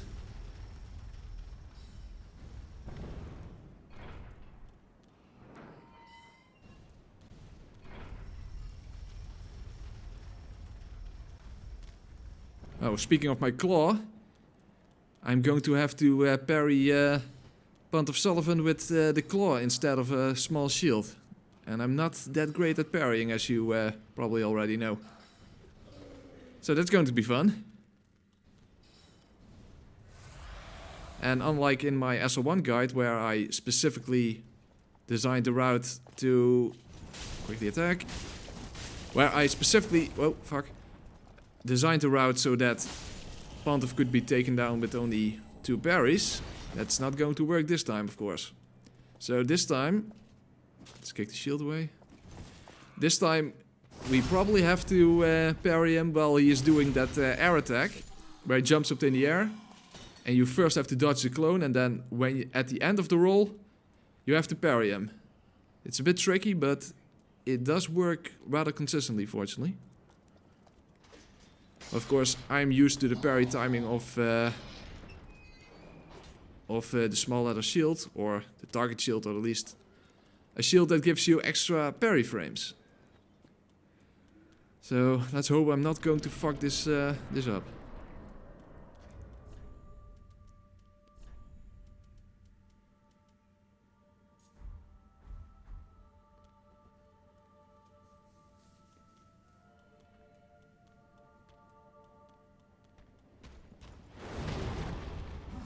Well, nice start, of course.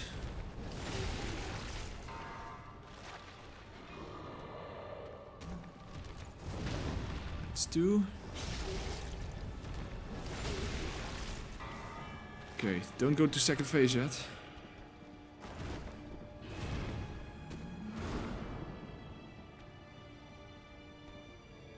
Overhead attack. Ah, that's not the overhead attack. Come on.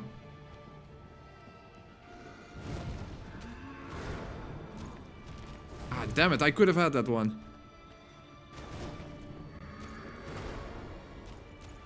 Ah, fuck! Oh, what I'm doing! Fuck! That was stupid. Fucking hell.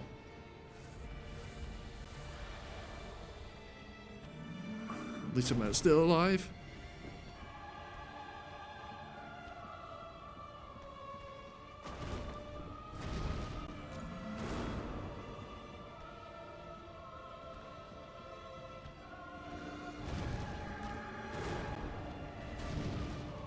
Come on. Okay. That's the one I wanted. By the way, if you do that one and you're standing too close, you do parry him, but you get hit yourself as well. That's really annoying, so you have to be a bit out of the way when he does the overhead attack. Oh, he doesn't transform! Oh! Oh! That actually turned out very well. Oh, he always transforms when you get past half of his life. Ah, how about that? That's some really favorable RNG. So I'm on NG+7 and I still could prevent the second phase. Wow. Well, I could prevent the second phase. I basically just locked out. Well, I'm not complaining. That's very good. Very good. Okay. Well, it sucks though. And now I still didn't have the opportunity to show how you parry him during a second phase when he jumps up in the air. Well, I'm not going to repeat it, of course. Not that I could. I mean, when the boss is dead, he's dead. Anyway, let's continue on to Aldrich.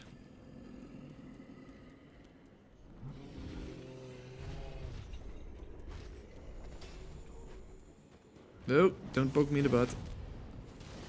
Not in the mood today.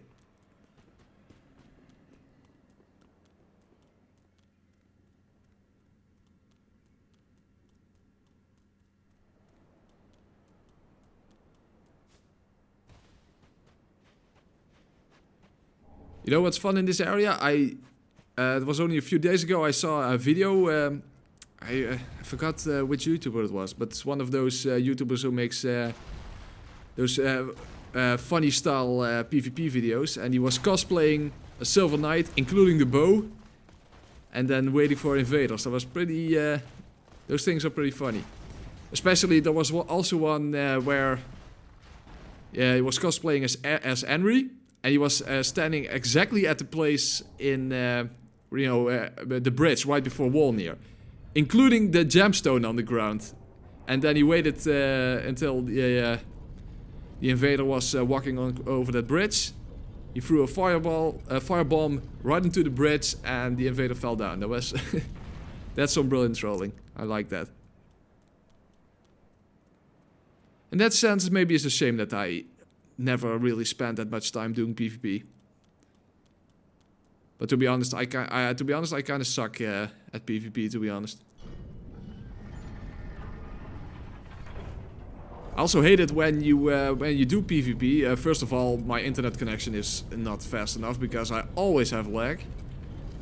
But the weird thing is, when you do PvP, you can hit someone and it still doesn't count as a hit when they are rolling, and you see the blood coming off. And it still doesn't count as a hit for some reason. I never really understood that.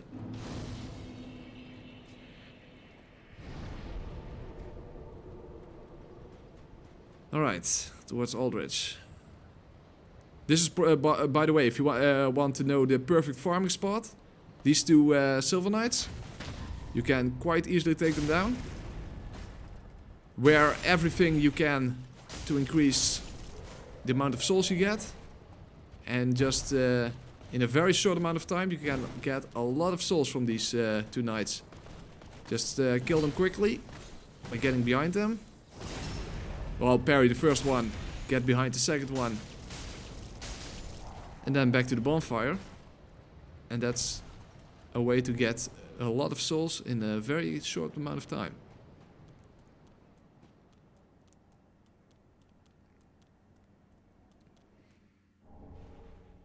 Poor giant. Poor giant. Oh.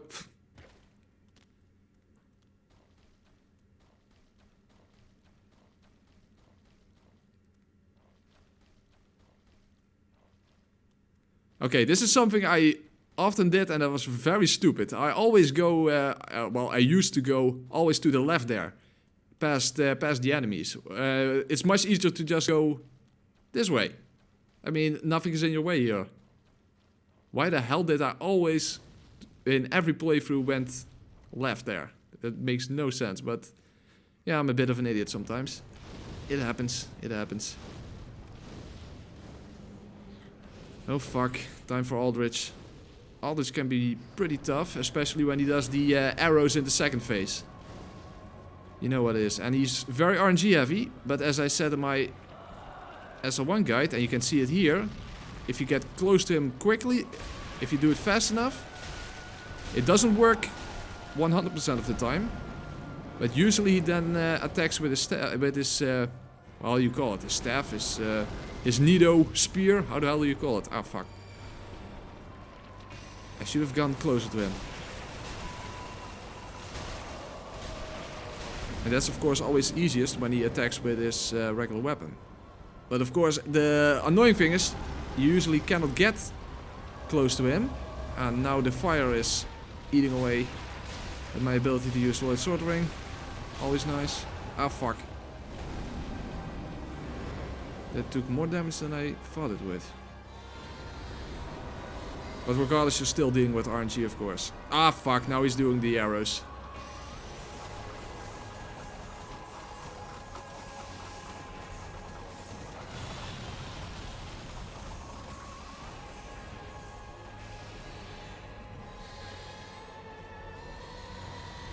No, up too close. Ah, damn it. And then again, he gets life back from that.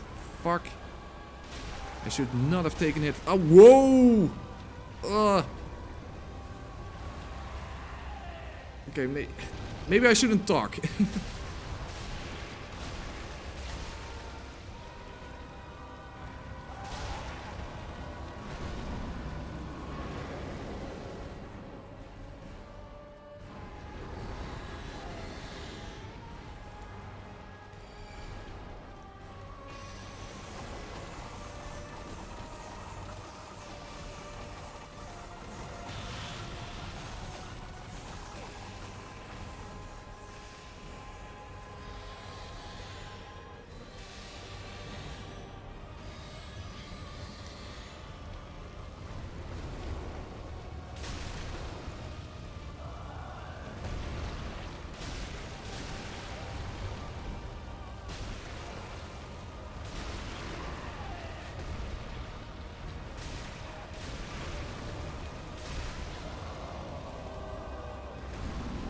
Fuck, he's still alive.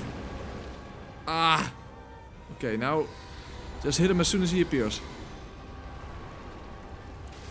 Okay. Yeah, that fight is always pretty tense. That's always a pretty tense fight. Alright, I already defeated the dancer. Okay, that's good. I can immediately go on further ahead into Lothric Castle. And looking at the recording, I'm going to end the recording when I get to the next bonfire. And then we'll continue on from there. After all, I'm planning on skipping Osiris and Champion Gundyr, so we're getting pretty close already to the ending. Or should I? Should I skip those? Not sure yet. I'll decide that later on.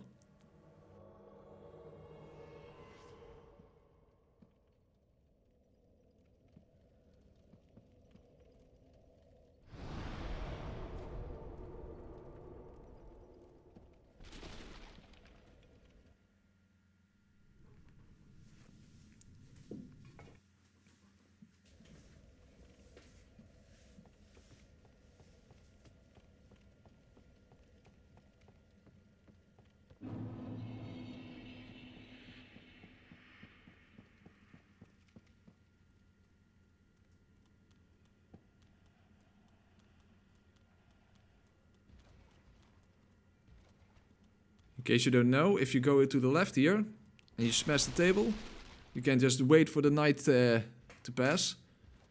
While the one in the back usually doesn't walk far enough, but you can just make a run for the bonfire then. pretty effective. Now he's just going circles. The AI in this game sometimes, it can be a bit weird.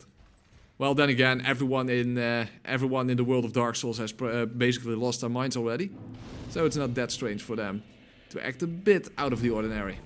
Okay, I'm going to stop the recording now, and then I'm going to continue on in a minute or so. Okay, let's continue. Basically just in one straight line towards Dragon Slayer armor. And then basically all the way to the end. It's going to be pretty straightforward from this point on.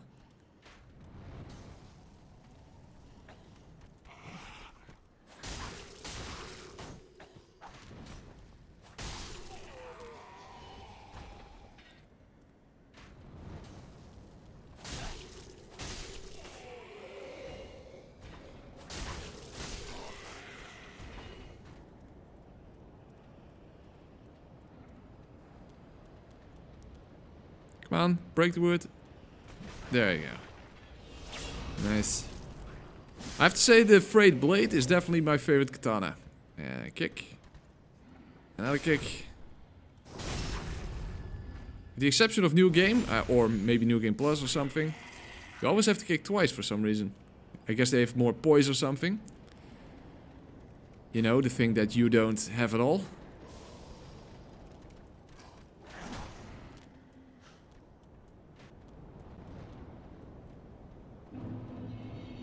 Oh no, don't hit me. Psych!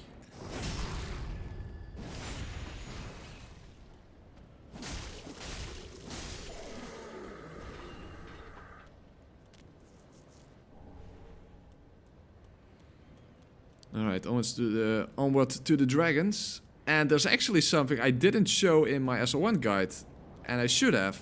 Because I think I actually got hit by the fire there. If you go like this, you don't trigger the dragons, and that way you don't have to time when you walk across where they breathe fire. I mean, it's not like it's impossible to get past there when you don't do that, but still, there is always a chance that you just get hit by the edge of the fire, and this way there's pretty much no danger whatsoever. So it's a neat little trick. If you weren't aware of it, you probably were aware of it, but in case you weren't, as you can see, I can just walk freely here, and there's no issue whatsoever. Pretty nice, pretty nice.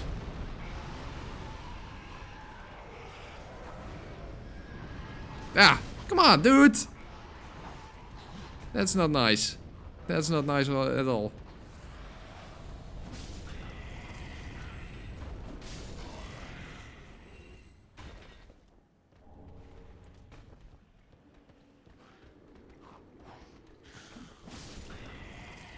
Okay, which one threw that fireball at me? That was you, right? Yeah, that was you. Son of a bitch.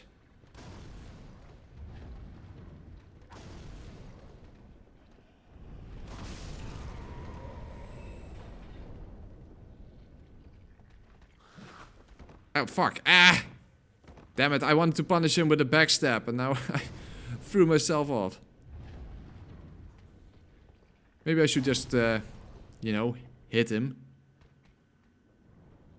Okay, are you going to throw now? Don't throw. Yeah, not a backstab, but whatever. Alright, if you wonder why I switched to the Chaos Blade, oh well, Chaos Blade, the Chaos Black Blade, a bit confusing, is because this one is of course weak to fire and not weak to dark. But of course the best thing to do is use fire bombs. Get out of the curse area, of course.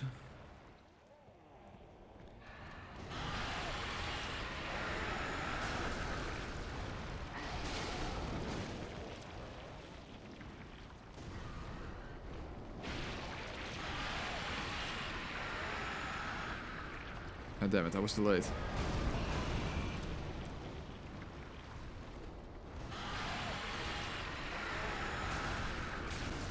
Oh, don't get greedy.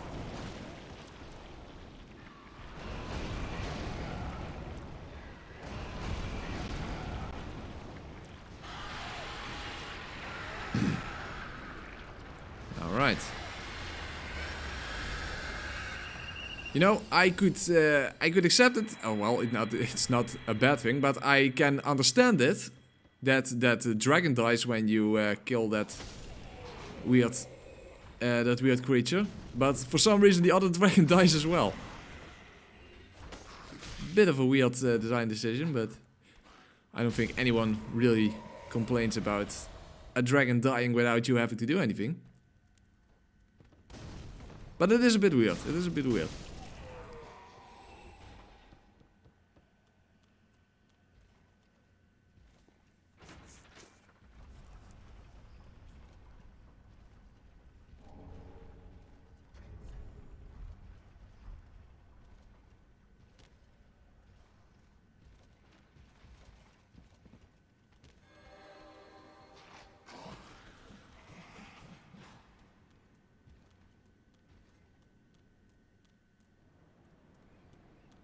Okay, let's open up the shortcut. Yep. Ah, damn it. That was stupid.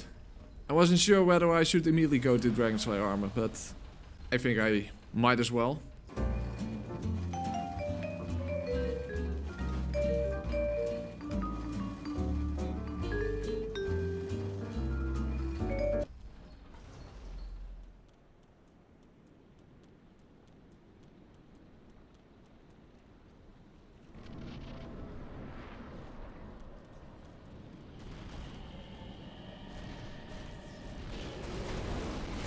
Wow, that was a close one.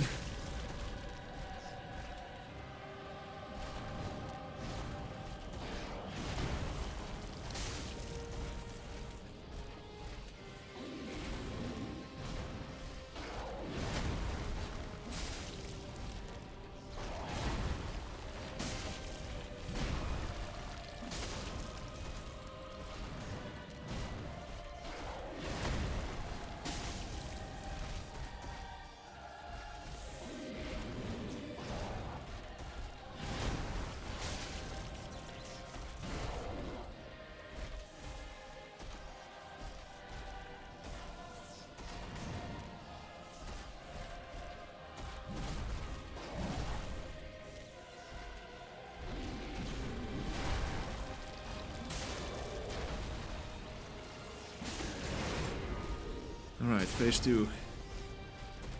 But of course, the butterflies are way more dangerous than the Dragon Slayer armor himself. I actually should pay attention to how the no-hitters do that, because I don't really know of any really consistent way to get to prevent getting hit from the projectiles from the butterflies. Well, there you go already.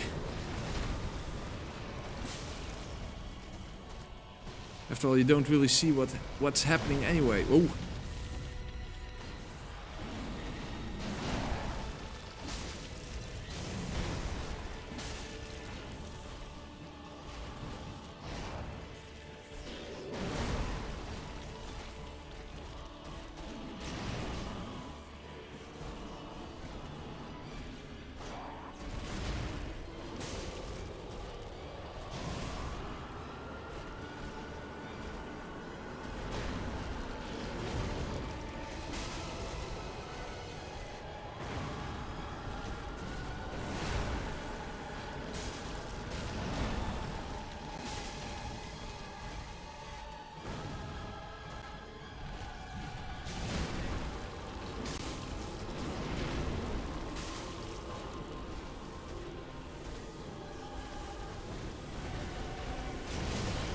Damn it.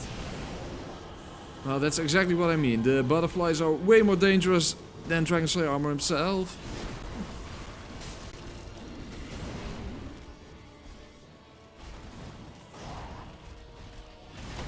Alright, almost.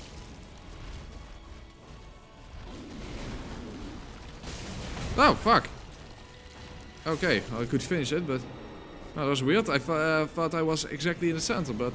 I guess I was too far to the right.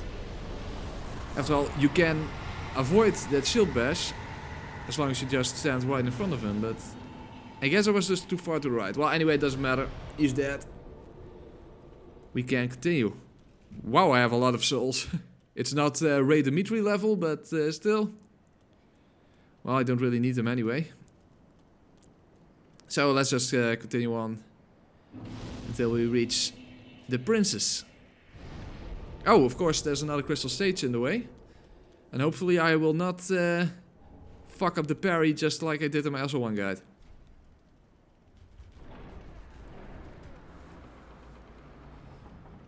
Well, it's still not my strongest quality, of course, parrying.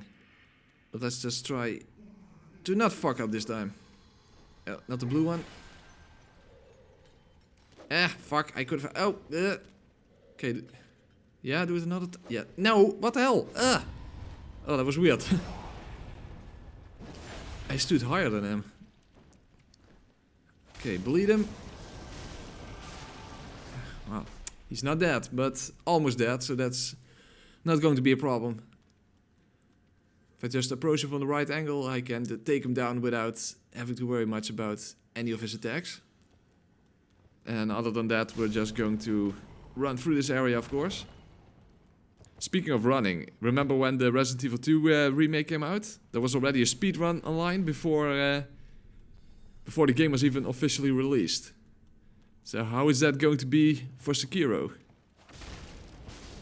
Well, I don't expect a speedrun, but of course the game is going to be completed before most people are going to have the chance to even start playing it.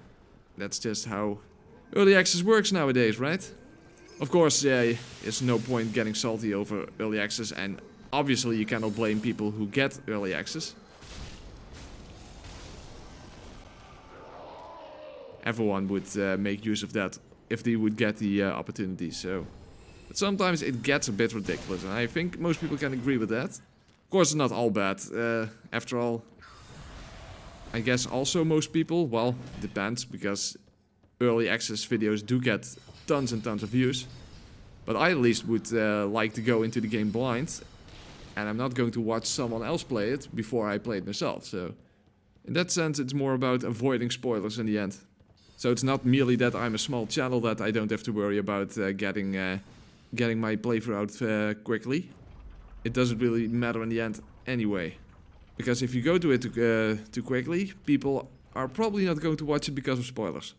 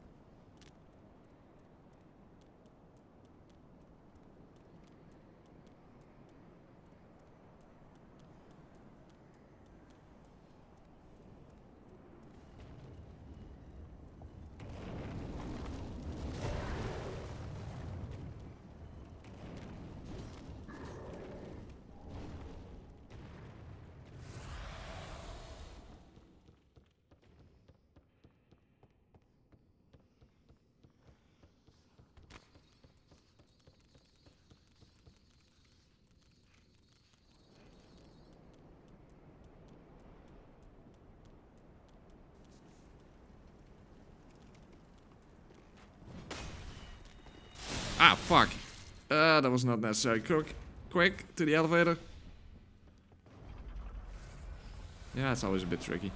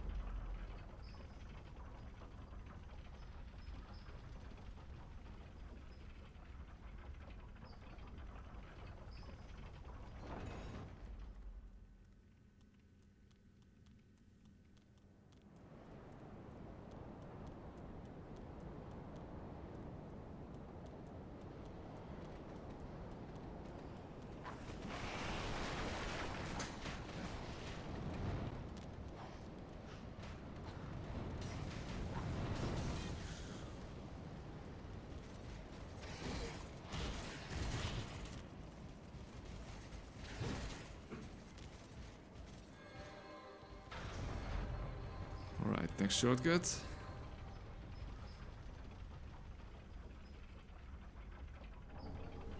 That happens a lot, and I never understood why that happens. You get 2 Titan chunks and Ember. For what?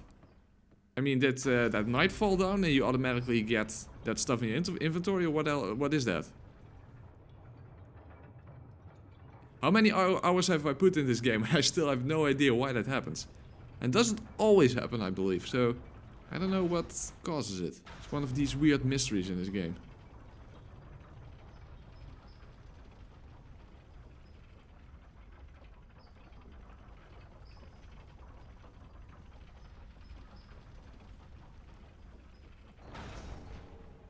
Alright, well, just warp back. I mean, the elevator's in the right position now, right? And then we can start from the Dragon Slayer armor bonfire. In case we die, we can immediately just go back from there. Ah, Sirius is here, that's right. Hey Sirius. You're an unkindled, aren't you? Yeah, that was a bit unnecessary. I will get reported for waifu abuse like that. Very well, then take note. It's kind of pointless to level up, but I have so many souls. Yeah, what does it even do? A little bit of FP. It actually still has some benefit for these 2 stats, because they're only at 30, but... who cares, it's not that important in the end. Farewell, Ashen One.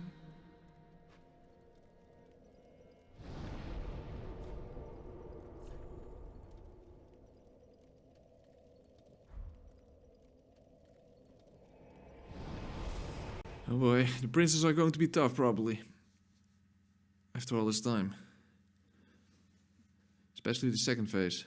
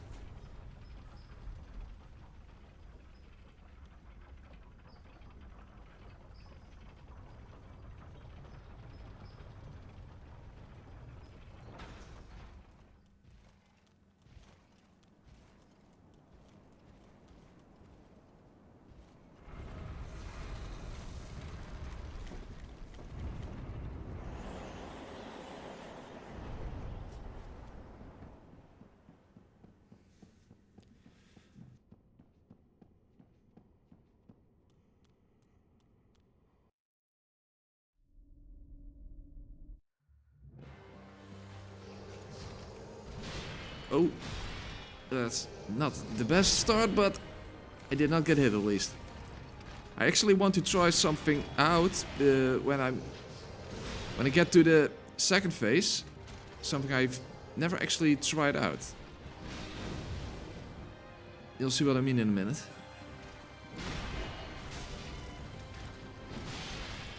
Okay, focus.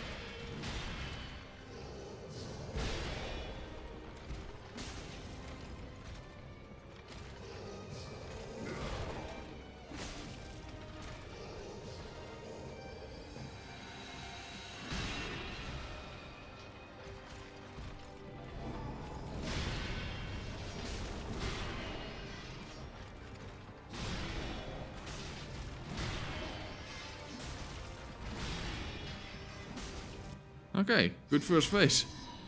That didn't went so bad at all. Okay, so let's try this out.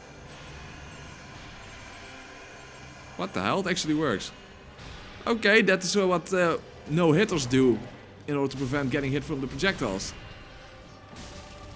I did not expect to work it that well when I never tried before. But that's actually a pretty good strategy. Oh.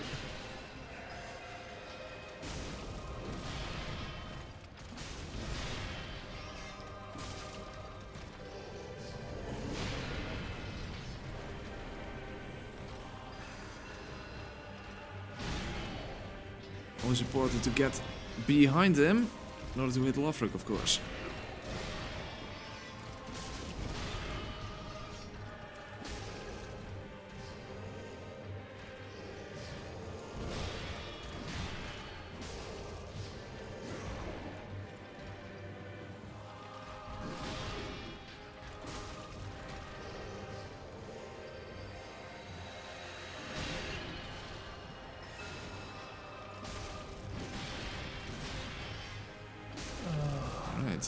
Dear brother.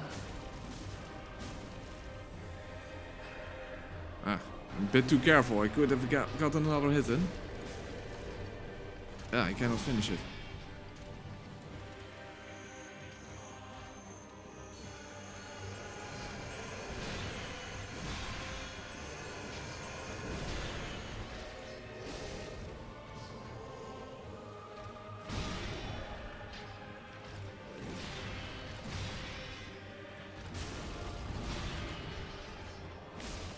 Alright, 2 more hits. Okay, 1 more.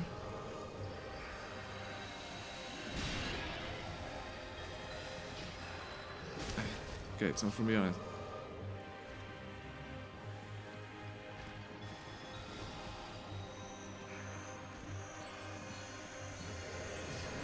Oh, whoa, fuck! Shit! Oh, don't fuck up near the end. Come on! Only 1 more hit! Ah! Ooh. My words. Fucking hell, that almost went completely wrong.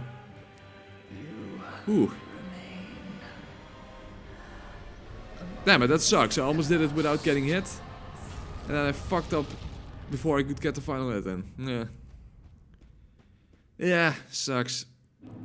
Alright, we're getting near the end. Only the final boss left. But that went better than I expected, at least. After all, the twin princes are a bit annoying when you haven't fought them for a long while.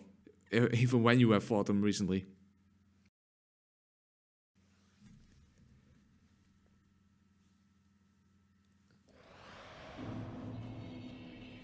Oh wait, I can get another Titan slap now. I've lost Ash, as is that. Oh wait, of course I have to place the ashes first. Doing it in the wrong order.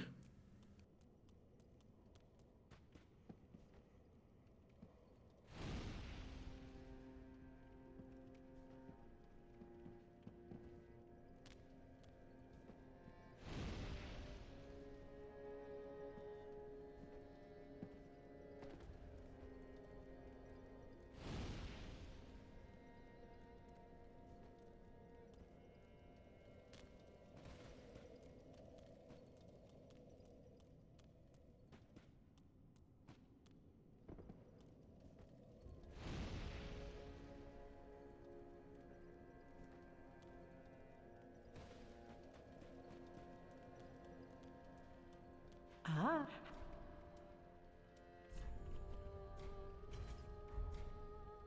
Ashen one.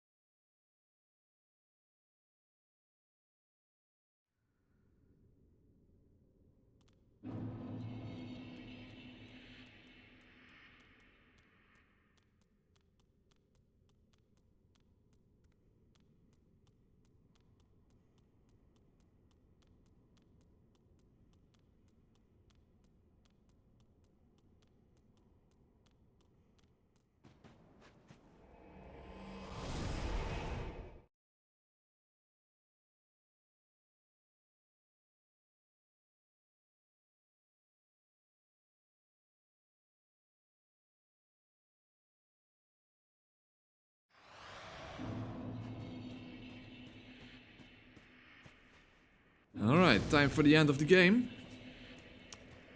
Or... well, I can end the game now, but... Should I include Osiris and Champion Gundyr as well? Yeah, fuck it, why not? Why not? We made it all this way, we might as well go back to Lothric Castle and just include those two bosses as well. I mean, I am going to skip Curse Rotted Greatwood and Old Demon King. I don't think anyone cares about those, but Champion Gundyr is always pretty cool. Well, it's going to be a parry fest, of course. And Osiris, yeah, Osiris is a different story. I always had to have trouble with Osiris, and I know I know the common opinion is that he is very easy, but I, for some reason, always have problems with him. Of course, his instant charge attack is complete bullshit. I think we can at least all agree on that. And that always gets me. Okay, first, let's go for a lightning weapon. After all, he's a dragon. He's so weak to lightning that lightning is... okay, there we have it. That lightning is at least, even with the lower scaling, is still going to be more effective, I think. Yeah, there we hear him in the background. Okay, let's quickly get to the elevator. Don't follow me.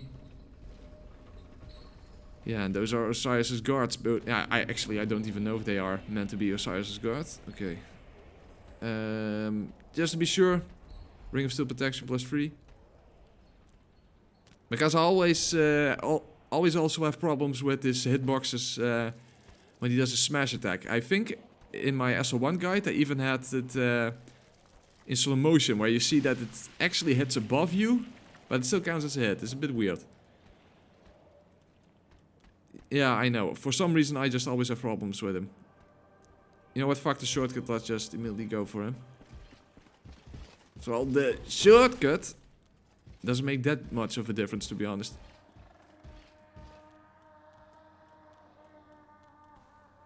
We'll just see how it goes. A shield actually pretty much helps with some of his attacks, but I'm not allowed to use a shield, as I've said before. We'll just see how it goes.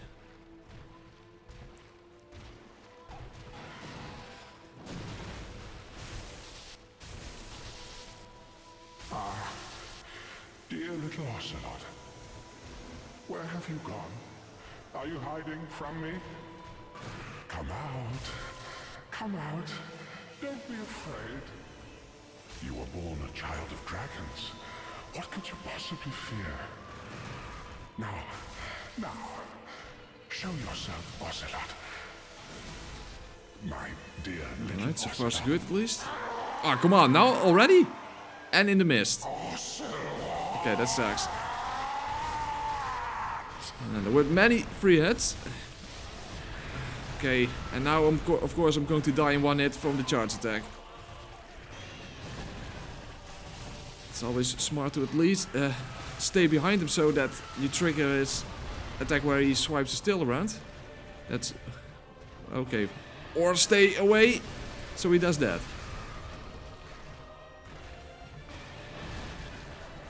No charge attack, no charge attack.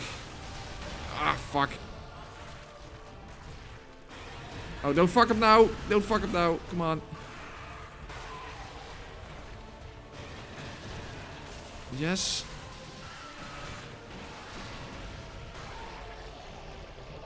Okay, let's do the crystal attack now. Oh no, don't charge attack. Ugh. Just run. Okay. Ooh. Alright. That wasn't too bad. That wasn't too bad. It's weird. Why is Osiris the only enemy in the entire Soulsborne franchise that has an instant attack? I mean, it goes against the rules, right? I mean, all attacks need to be telegraphed. So why is that the only attack that is not telegraphed? Very strange. Very strange. Well, anyway, that was Osiris, so let's immediately continue onwards towards Champion Gundyr. It has been ages since I actually fought Champion Gundyr without parrying, and in a way, of course, that fight is a lot more interesting that way, but we're just going to rely on parrying for now.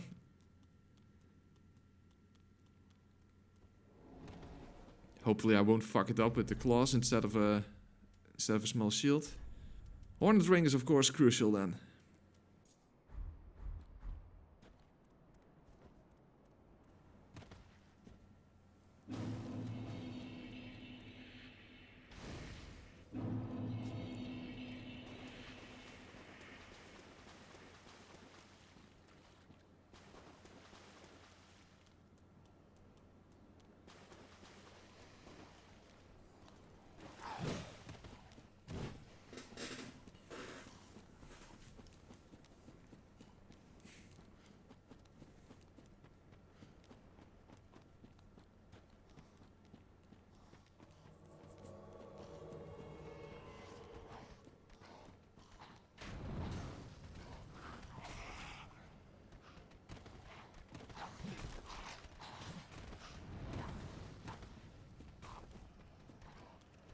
Don't shoot me in the back. Come on. Okay. Get around the corner to heal.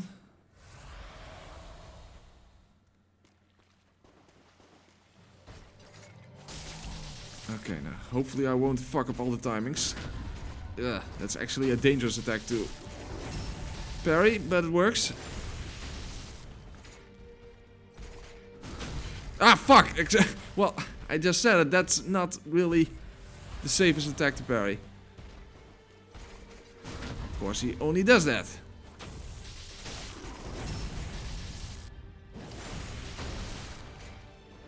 Surprised he didn't do his over attack when I drank Estus. Okay.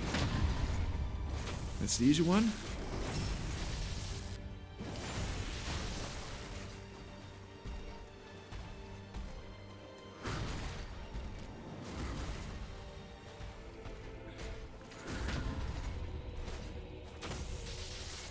Fuck, I missed an opportunity. Ah, fuck! Oh, no, no, no, don't fuck up now. Shit. Get away. Now he does it.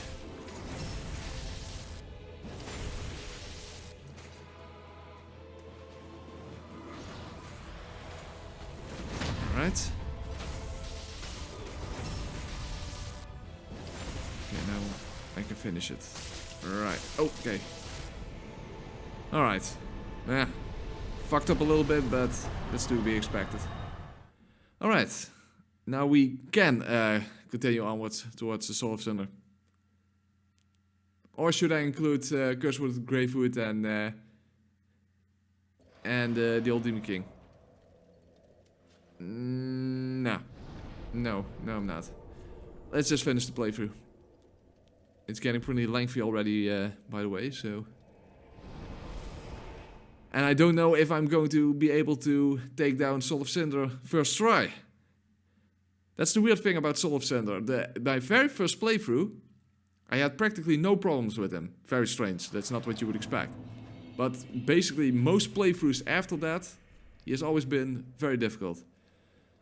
You know what, let's stick to the lightning swords. I think that's going to be quite effective. Cruelty ring for good measure. Oh, I do have to be careful when I use the L1 attack because that's slower, and I'm not really used to that.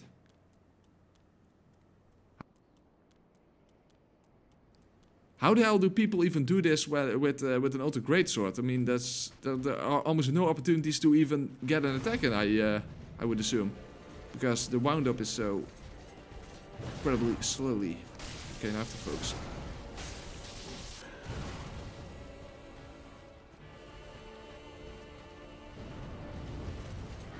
Okay, now I can do an L1. Hopefully that helps to stagger him. Or bleed. I was expecting Sorcerer now.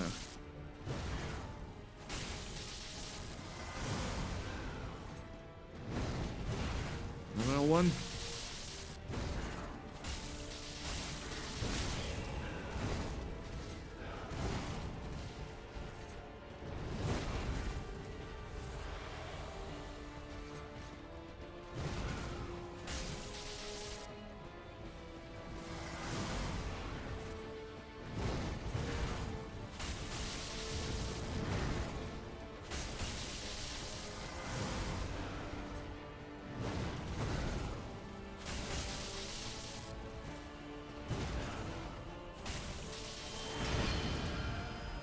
sorcerer phase.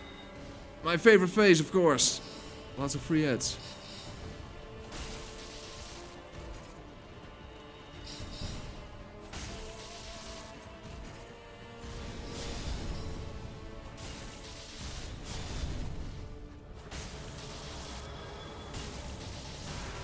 Come on, bleed.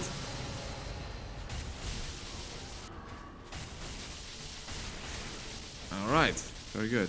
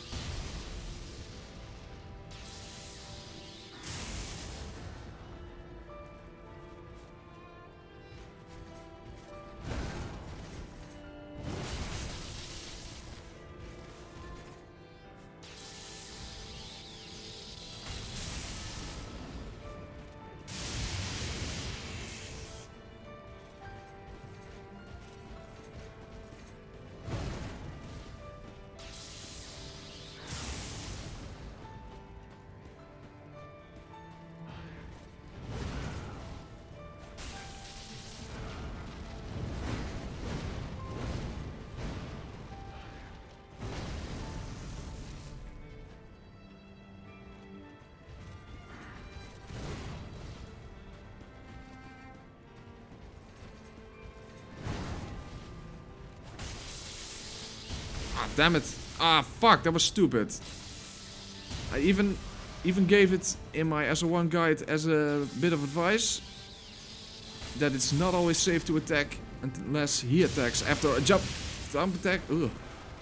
Okay. That's just greed. And greed is massively strong.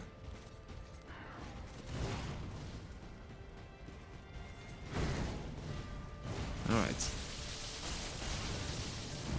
Oh, rhythmic. Almost again got greedy.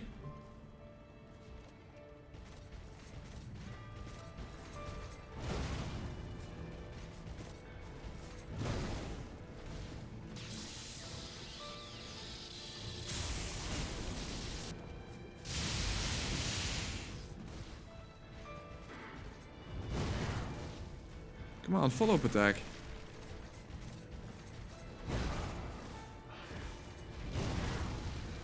Still no follow-up attack, god damn it. Ah, come on, seriously? Fuck. How the hell did I get hit there?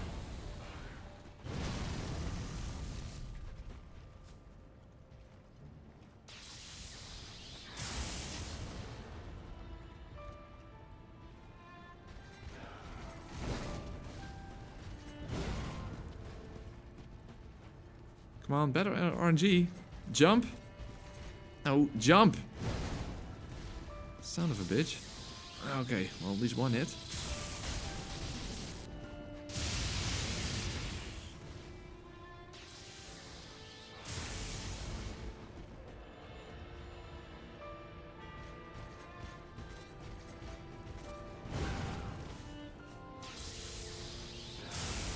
Well, he doesn't want to attack the way I want him to attack. Okay, follow up. Still no follow up, come on. Still no follow up. Son of a biscuit. It's gonna take a while like this.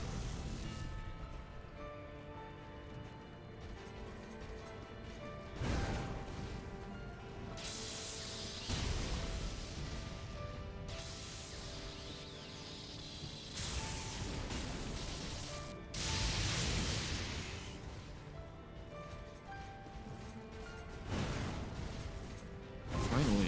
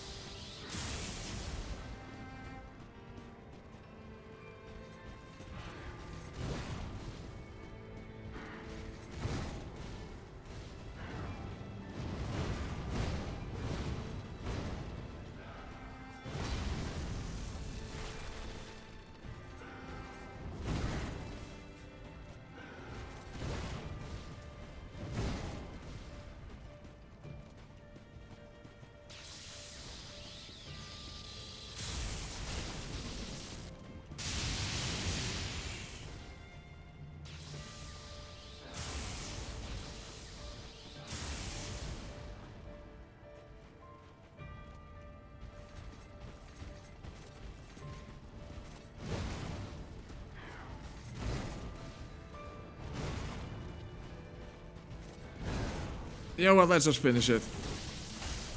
Okay. Yeah, I guess the entire fight I was playing a bit too safely. Guess I'm too used to playing on SL1. Well, then again, +7, you take massive damage anyway, so it's not that much different in the end, so... Well, anyway, we beat him. That's all that matters in the end.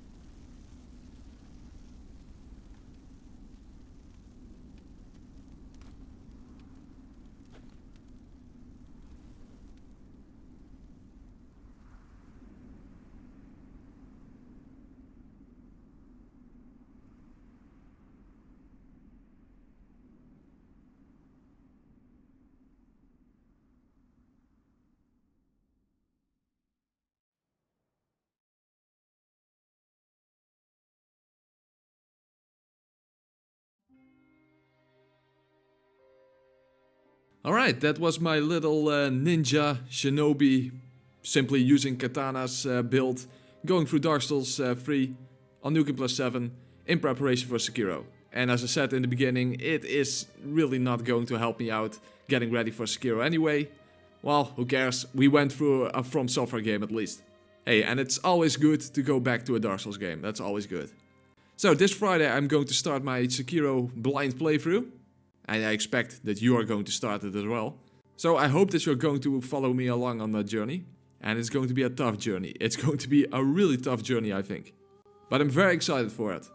So make sure to leave a comment, like, subscribe, check out my other videos, all of that. And I hope to see you back Friday for Sekiro Shadows Die Twice. Thanks for watching.